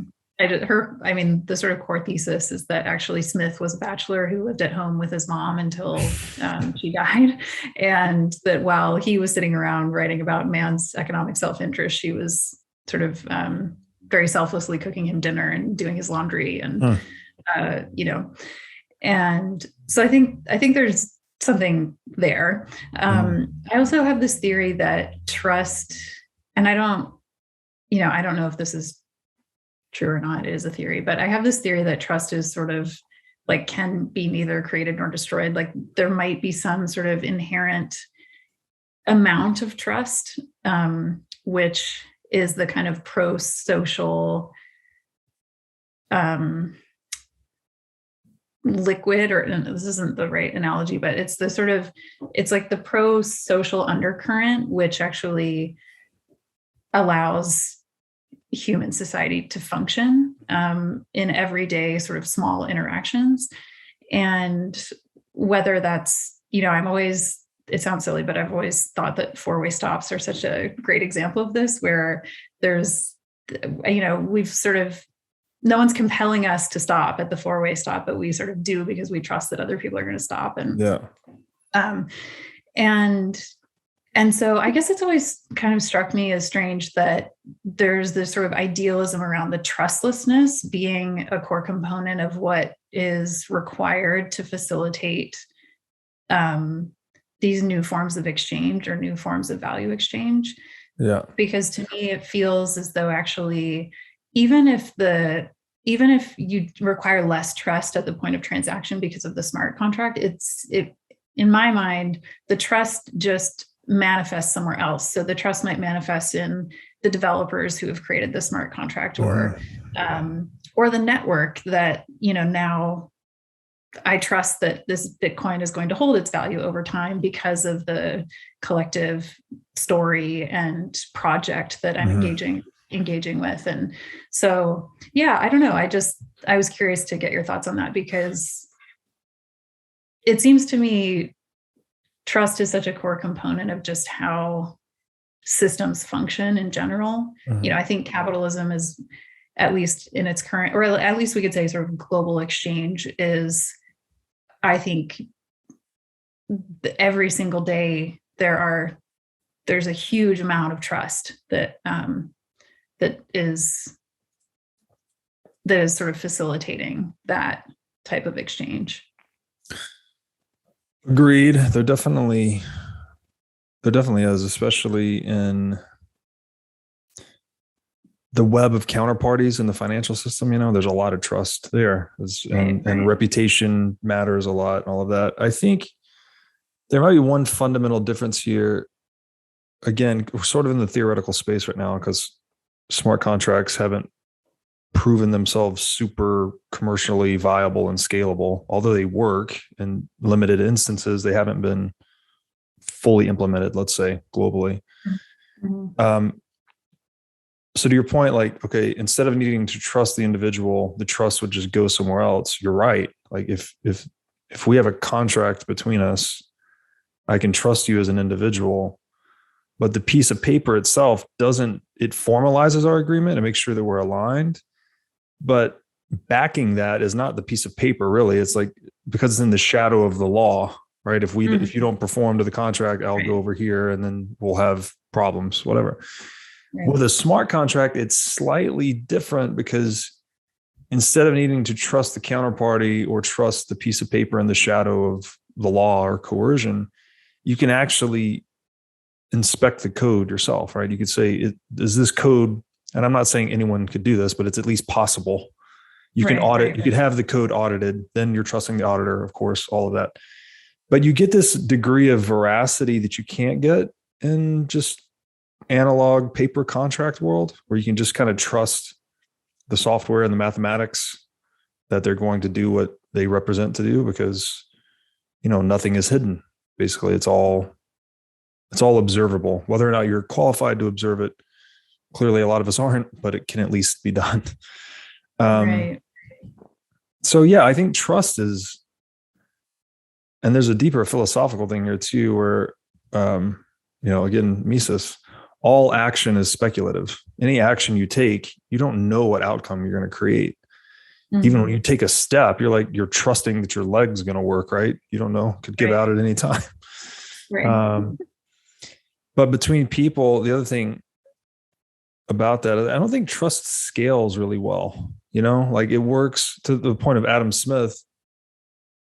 We're all communists in our household, right? Like, I'm not going to charge my daughter for breakfast tomorrow. Like, I'm going to just give her the food because I love her and all that. But when you scale up human society and organization where we're very distant from one another, I don't think the trust or compassion, they kind of go hand in hand a little bit. You have compassion, well, maybe not hand in hand, but anyways, scratch that. It just doesn't, you can't just depend on trust, right? We need incentives, we need systems, we need rules of some kind. Because if you don't, then you're creating this game theoretic situation where if everyone just trusted each other, the incentives to violate trust would be crazy high, because you could be the one guy that broke trust. For sure.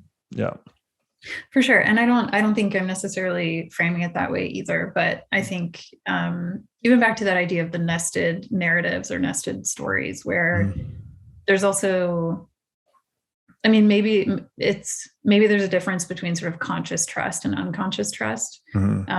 But there's clearly like a trusting or at least like an ascension to the narratives by which we operate and which govern our lives. And so I think in many ways those meta narratives do scale very well, and that there's a lot of collective trust placed in those meta narratives.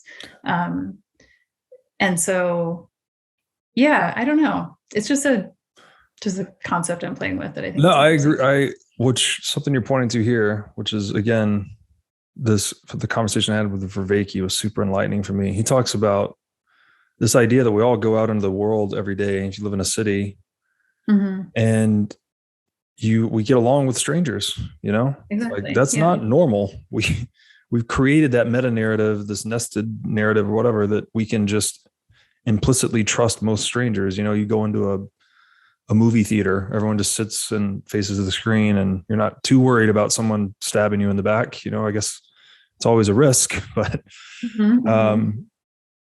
so there's this idea that, we start to place some trust in the narrative, and we kind of trust in, I guess, structure society in a way that we trust individuals to follow their self-interest within that narrative.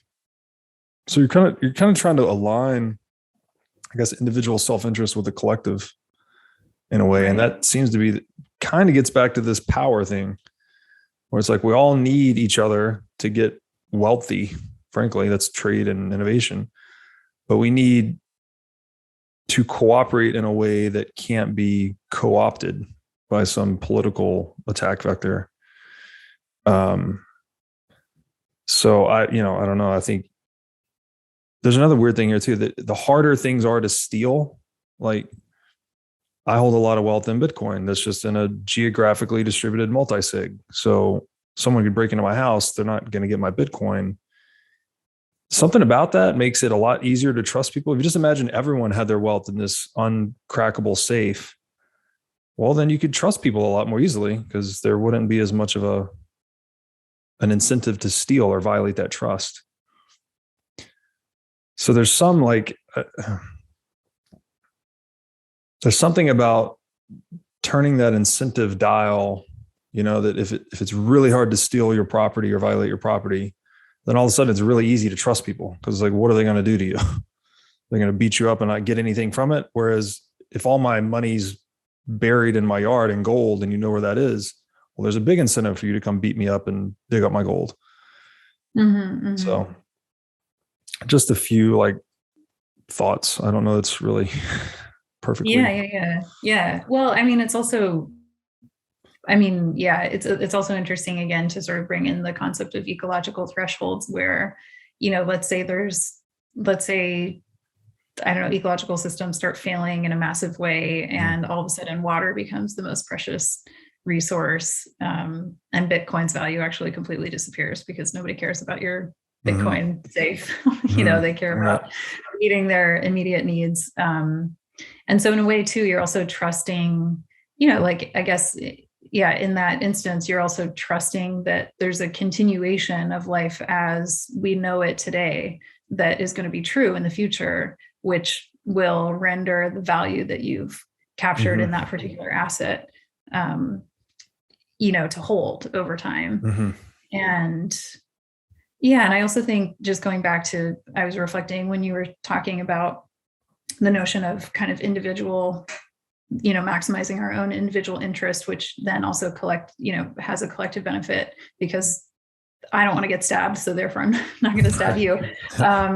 But also, I wonder, it's sort of a chicken and an egg where is that the impulse that's stronger, or is there also a notion of collective benefit, which then sort of like the habitat maintenance versus competition thing.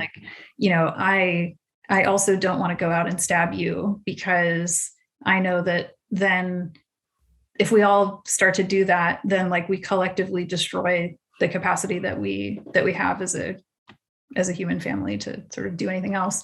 So it actually lessens our species survival. So there's also this kind of evolutionary and they've all the anthropologists have done studies about that too, around, the pro-sociability and how, in different animal cultures where the collective behavior is also like an evolutionary trait to keep them, so I think, I don't know, I just tend to think that sometimes we over-index on the notion of individual rational interest,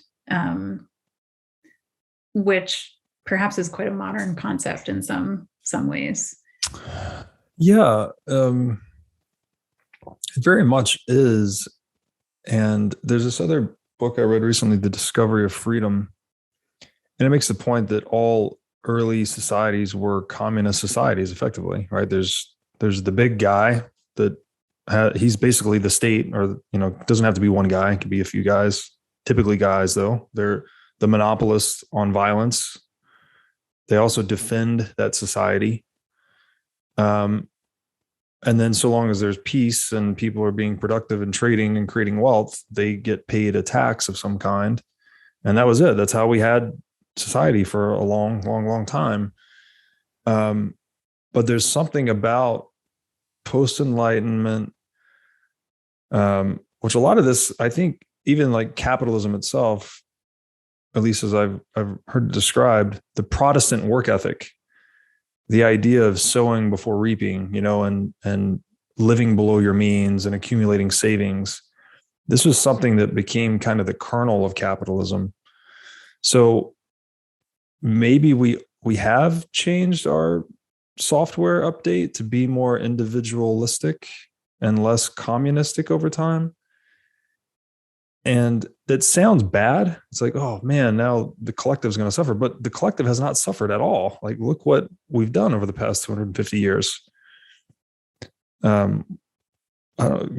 GDP per capita or wealth per capita or whatever metric you choose, it's absolutely exploded post 1750 industrial revolution, something like that.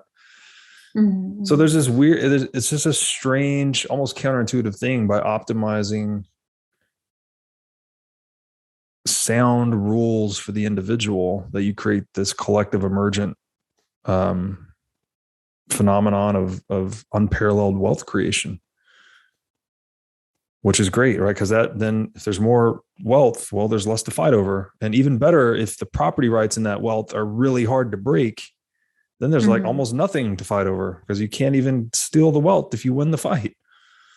Right. So yeah, I guess I just wonder again how much of this is like narrative function, where we've collectively ascribed to this myth of sort of, that Adam Smith and the invisible hand and all of this, and so that's the lens through which we view and sort of periodicize the last, couple hundred years,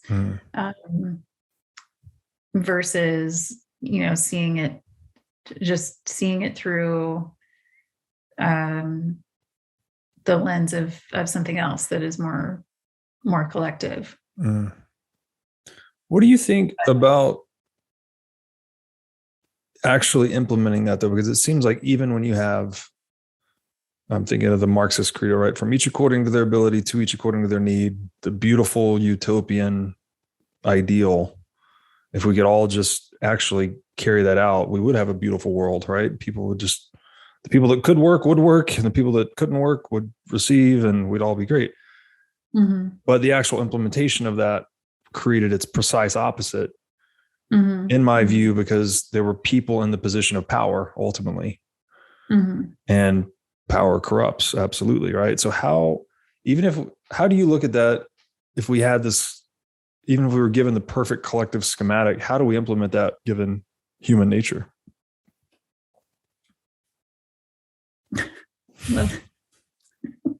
Hang on, let me get out my notes.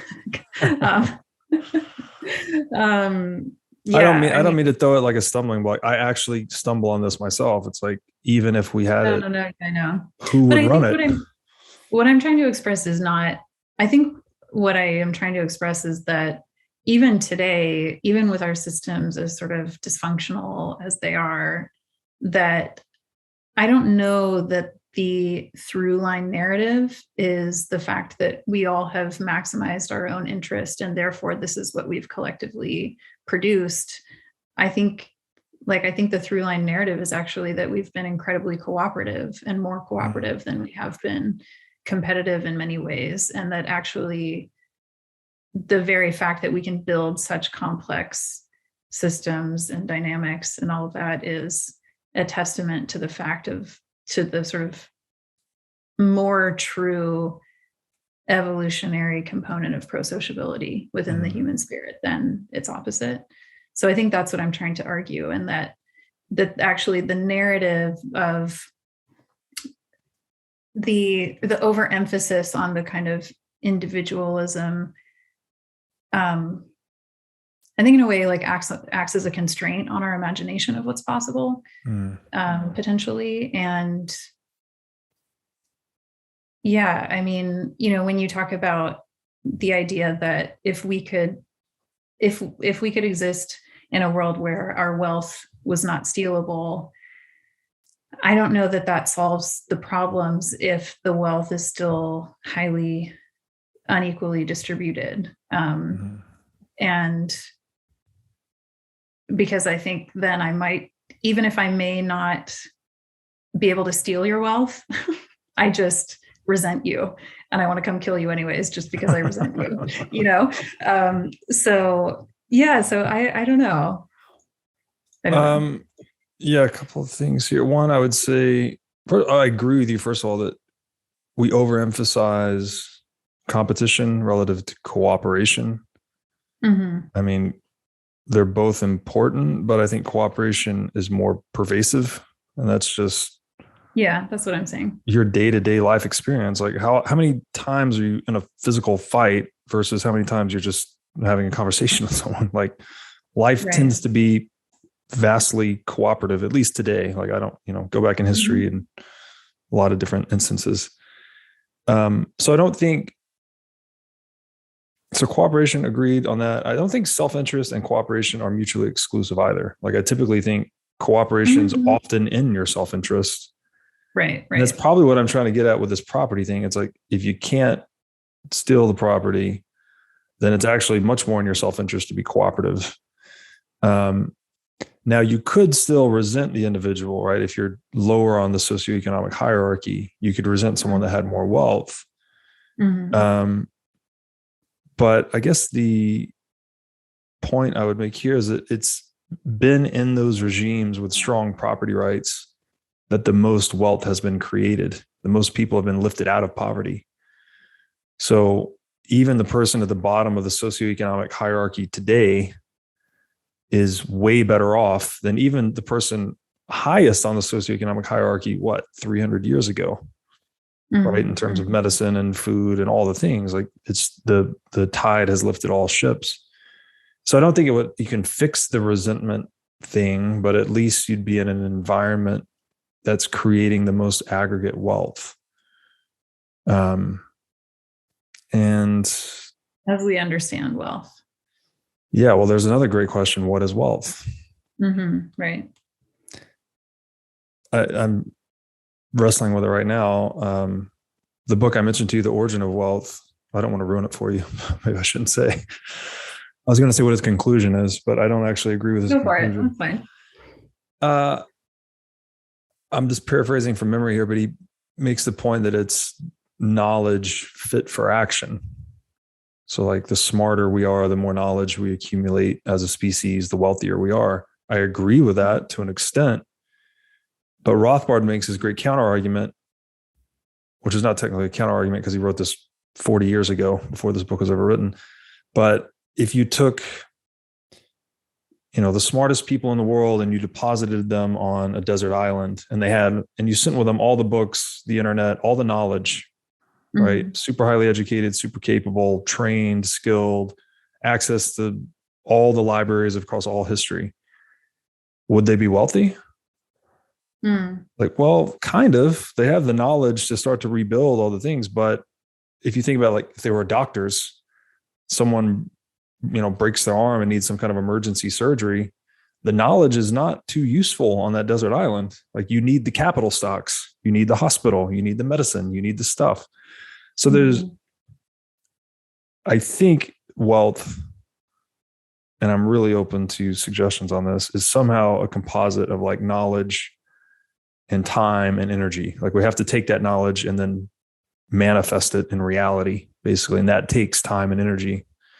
So I guess in a nutshell, you could say wealth is like capital plus knowledge, something like that. Yeah. I mean, of course, all of this is just semantics, right? Because to our earlier conversation, language is, we're so hampered by language and trying to express the inexpressible. But I would have thought that given how important freedom is to you, that would factor into your definition of wealth in some way, in a more philosophical way. Property, I consider to be a manifestation of freedom. So life, liberty, property, familiar with that? It's like the basis of natural law. Life, I consider to be your future freedom. So if someone takes your life, they've killed you, they've basically robbed you of your future freedom. If someone takes your liberty, they've effectively imprisoned you or reduced your options somehow. So they've taken your present freedom effectively. And then I view property as a fruit of your past freedom. So it's like, what have you done? You've gone into the world, you've taken some action. If you've created value for others, then presumably you've earned some value. And if you're storing that in whatever medium or assets, the relationship between you and that asset, that is property. That's what the state is here to preserve, right? You could think you own your house, but you technically own your house at the leisure of the state because you have a contractual right in that house, in that home. But at any time, if Stalin or his equivalent takes office, then you probably don't own that house anymore. So your intuition is correct. I do consider property a manifestation of past freedom, but I typically have to unpack that term because most people think property is the thing. They think it's the asset. And I think it's the relationship between owner and asset rather than the asset itself. Yeah, I think thank you for drawing that connection. I think where I settled in as you were speaking there was around the idea that that value creation and who are the value creators, and this idea that only if you can provide some sort of value to the marketplace that is the only way of accumulating assets, or and yeah, there's something in there around, I think that there's a question around human dignity and human value outside of production that I think is really important. And I don't think that we have an adequate way of capturing that in how we understand value creation in markets today. I agree with that. I think there's things that markets can't answer or do. One is the idea of someone that's just indigent. They just can't work, can't provide for themselves for whatever reason. It's like, well, market's not really going to solve their problems because they can't render labor if they don't have any wealth. So there's definitely a role for, selflessness and charity and these things. But I think, I just think it needs to be voluntary, I think traditionally kind of the church or the local community has provided a lot of this that the market doesn't provide. But, Mises makes this point too, that in that hypothetical free market where property can't be violated, consumers are sovereign. Actually, consumers are the boss. Whatever they're buying or whatever they're selling, that's their vote. Effectively, if I buy a house, that's a vote to the market to make more houses. If I sell a car, that's a vote to the market to make less cars. So there's a there seems to be like a pure democratic principle in a free market that can't be replicated. I'm not saying it solves everything, but it is, I mean, in my study, just the most effective form of democracy we've ever had. And I think this other form of democracy that we're typically refer to when we say democracy has a lot of flaws in it. Yeah, I think you get into consumer choice as like a proxy for voting. Democratic voting or freedom is also interesting, just because, you know, clearly the whole advertising industry tries to manipulate choice. Yes. And again, kind of one of the themes of this conversation around the nested narratives, you know, how much choice do we have in that voting process of how and where we're spending? And and I think maybe there's something here around too, what does it mean to produce? What do we mean by the term production? And you know, I think because we're so sort of hemmed in with this industrial idea of production as it applies to us and our labor, and even viewing ourselves through the sort of scheme of our value being so inherently tied up with our labor or what we can productively produce in this industrial system, that it's very hard for us to imagine alternative forms of thinking of like self-concept outside of just production value, essentially. Amen to that. Our identity is very bound up in this market process to the point where, I mean, largely in the US, like you meet someone, one of the first questions, like, what do you do? Right? It's like straight to the, what's your role in all this hierarchy?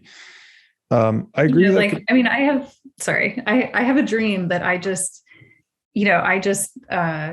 go live beside a stream in some glorious mountain hut somewhere, and I write poetry for the rest of my life, and no one even has to read it. But I feel the inexpressible joy of being alive with my feet on the ground, trying to use language as a tool to express the gratitude for which I feel for being alive. Is that producing? I don't know. Is it productive if I bury my poems and nobody knows who I am and I am whisked off, the face of the earth, and no trace of my existence ever sort of lives on after my death? I think that I think that was still a valuable life, Yeah. And so, that's why I guess I push back a little bit about some of these sort of, mental models we have about like markets and production value and value creators and things like that, because I think there's something more fundamental around human dignity outside of the ability to produce that is something that needs to be reclaimed in a more fundamental way. Yeah. That's beautiful. First of all, it's a beautiful aspiration. Thanks. It does sound like a life well lived.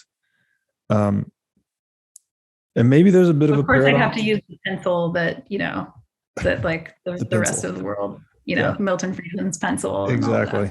So I'd be the recipient of everyone else's production, but yeah. Yeah. So this is just, I don't know, prospective, but it seems like there might be kind of a paradox with this, is that we're living through the dominance of the market, right? It's been the ultimate generator of wealth for us for a few hundred years. But if it really succeeded, like it could succeed so well that it could go completely the other way, right? What if all of a sudden whatever hypothetical breakthrough there is, free energy or near free energy, which translates into almost unlimited wealth, right? You could maybe work an hour a week and make ends meet, something like that, or less, who knows, that you could then live that kind of life. Right. You'd be like, I'm going to go work for a year and then I've saved up enough capital to survive forever. So I'm going to go live by the stream and write poetry.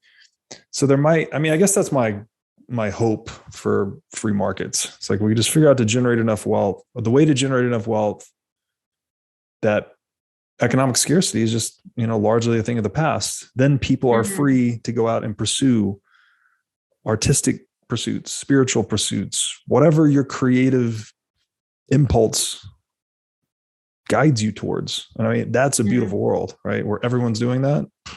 Right. Agreed. And then, I suppose there'll be the convoy to Mars and wherever else. Got to start over then. Right. Yeah. Okay. I want to ask you too, and then we should probably save our conversation for next time. But I was having a chat with a friend last night about the simulation and how, the potential for the fact that we actually are living in a simulation. And it's a fascinating one for me, especially because I am drawn to this idea of embodiment and the sort of reclamation of the physical reality to think that, it actually might just be zeros and ones all the way down. So I'm curious if you've done any thinking on that and, where your mind is there. I mean, I've heard of the simulation hypothesis. I haven't given it a ton of thought. I grew up playing video games, so I would wonder what that would even mean. Like, even if this was all just a video game and, I don't know, there's some deeper base reality. Like, what does that mean? Then when this is over, we wake up to base reality. I mean, I don't really know.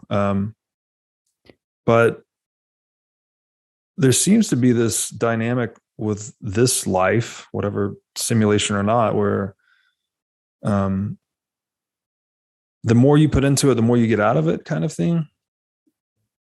Like, for me recently, again, discovering the work of people like Peterson, I felt like I used to think morality was just one of those social constructs, like one of those things we use to all get along. But now there seems to be a deeper connection. Like, like karma is very real. There seems to be something very, like, as real as space and time is my latest view. So there's this, even if it is a simulation, man, is it a good one? Because there's a lot of depth and complexity to it. It's just so rich. And it's almost like the more you engage with it authentically, right? With like a good moral aim and, hard work and all these things that we cherish and prize as virtue, like the better life gets. So I don't know. Maybe this is just a current thing that's going on, but I've been really enjoying this approach to life recently, where I used to have a bit more of a materialist approach to life. Like, how many numbers, how many digits can I get in my bank account? How many cities can I travel to? How many, whatever. Yeah. So I don't know. It's kind of a meandering, but I'm enjoying it lately. No. Yeah. No, thank you for sharing that. That's really beautiful. Yeah. I mean, I think in my life, I've had some pretty real to me experiences of, I guess, the word synchronicities or, things where they seem to defy rational explanation or, I mean, I can share one if this isn't Please, too woo and weird for your crowd. But when I was living in London, I was riding the bus home one evening, and I normally never stood in the position that I did. I normally would go upstairs on the double-decker bus and try to get a seat upstairs. And for whatever reason, I just happened to be standing at the back of the bus where it also had a door. And I was a couple of stops from my place, and the door opened, and I felt like this voice said, "Get off the bus."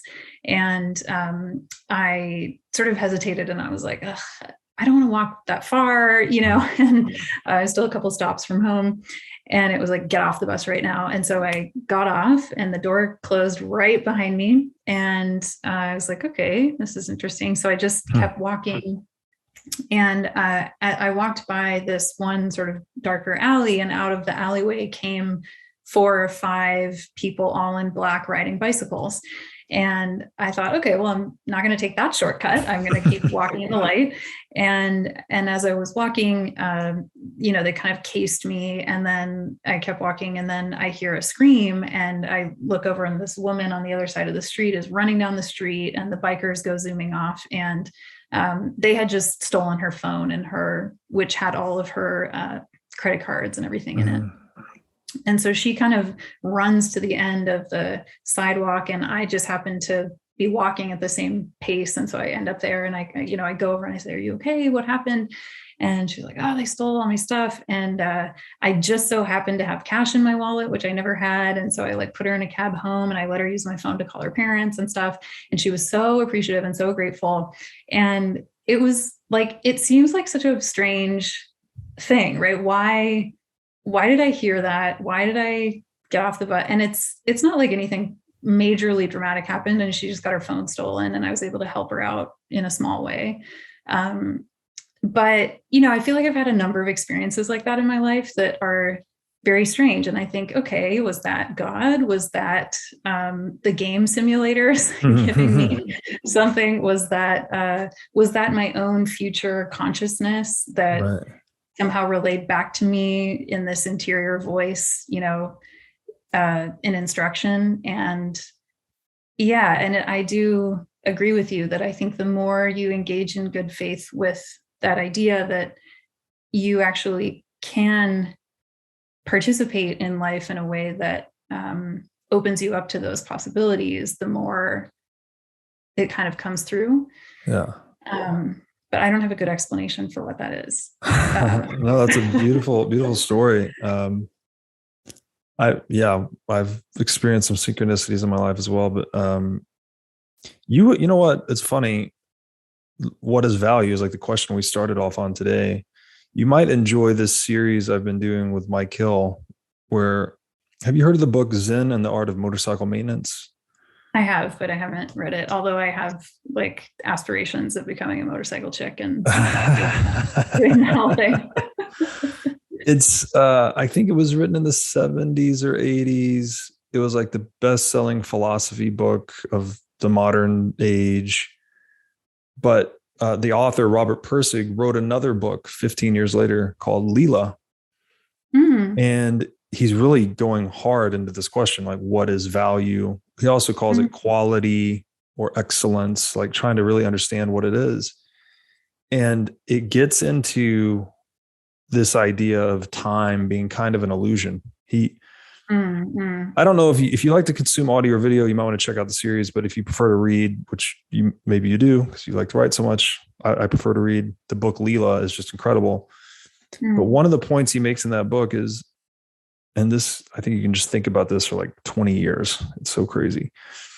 You can take all scientific literature, the whole scientific corpus, and you could take out A causes B, and you could replace it with B values precondition A. Oh, wow. That's fascinating. And you would change none of the data. Zero data would change, but the interpretation totally changes. Right. So back we were talking about this conformity between creator and created and whatnot. What if there's some conformity with our what we value is us engaging with our potential future? Right. So there's some feedback, kind of quantum entangled something. Time, or I don't know. And Carl Jung too, because he called synchronicity the acausal principle. And he had this concept of circumambulation, where if you set your moral aim high, that was a legitimate alternative to clinical psychology. You could just try to set your moral aim really high in life, and that would fix a lot of things. So there's something we're off in the deep end now, but there's something that I'm really deeply fascinated about, this connection between morality, value, consciousness, time. And if you point yourself at the highest moral aim and just really work towards it, that the universe starts to conspire in your favor or something like that. And I've experienced that in my life. And that's what I was trying to articulate earlier. It's once you start doing that, even if it's a simulation, man, that's a good one. Right. I'm appreciative of any sort of preconditioned algorithms if that's the case. But for whatever design principles they've used. Yeah, no, thank you for sharing that. I think that is really beautiful. And also, yeah, I think inherent in all of these conversations that we're all sort of grasping at these questions about, fundamentally, and I guess to circle back to the beginning of the post that we had talked about with what is life and what is economic value, and this idea that it's really hard to define life. And one of the philosophers that I quote in there actually says that's the wrong question, because it detracts from the real question of what does it mean to be alive. And so I think that with all of these questions that you're asking, that I'm asking, there is this set of deeper questions about, what does it mean to be human and to show up here and to be an actor in this, incredible space that we call home. And thanks for sharing that inquiry with me. Yeah, of course. Nice. I think really enjoyed this conversation. Me too. Genuinely. So thank you. Could you please just let my audience know where they could find out more about you or your work? Oh yeah, sure. I'm on Twitter, sort of not very often, but Denise Hearn _. And then my Embodied Economics newsletter is probably the best place as well. So embodied-economics.ghost.io. It's not a great, but anyway, if you just search Embodied Economics, it should show up. Wonderful. All right. We'll link to all that in the show notes. And Denise, thank you again. This was great. Thank you.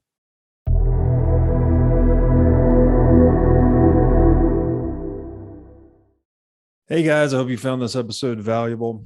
At the What is Money Show, we are striving to deliver the most valuable knowledge possible in each and every episode.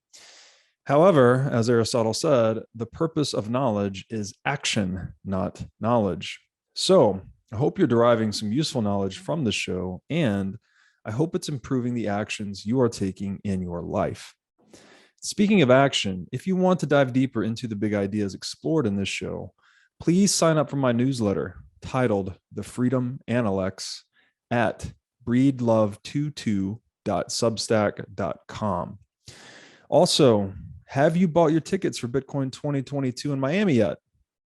If not, it's your lucky day, as I am giving away 10 million sats, which is roughly $4,000 to one lucky person who buys a conference ticket through my affiliate link. My affiliate link can be found on my Twitter profile at breedlove22, which also has a link. My Twitter profile has a link to my link tree, which you can also visit my link tree directly for links to all my work, including Bitcoin 2022 affiliate cells. My link tree is linktr.ee/breedlove22. Thank you so much. I appreciate you guys watching the show. I hope you're finding some valuable knowledge in the What is Money Show, and I'll see you back here again next time.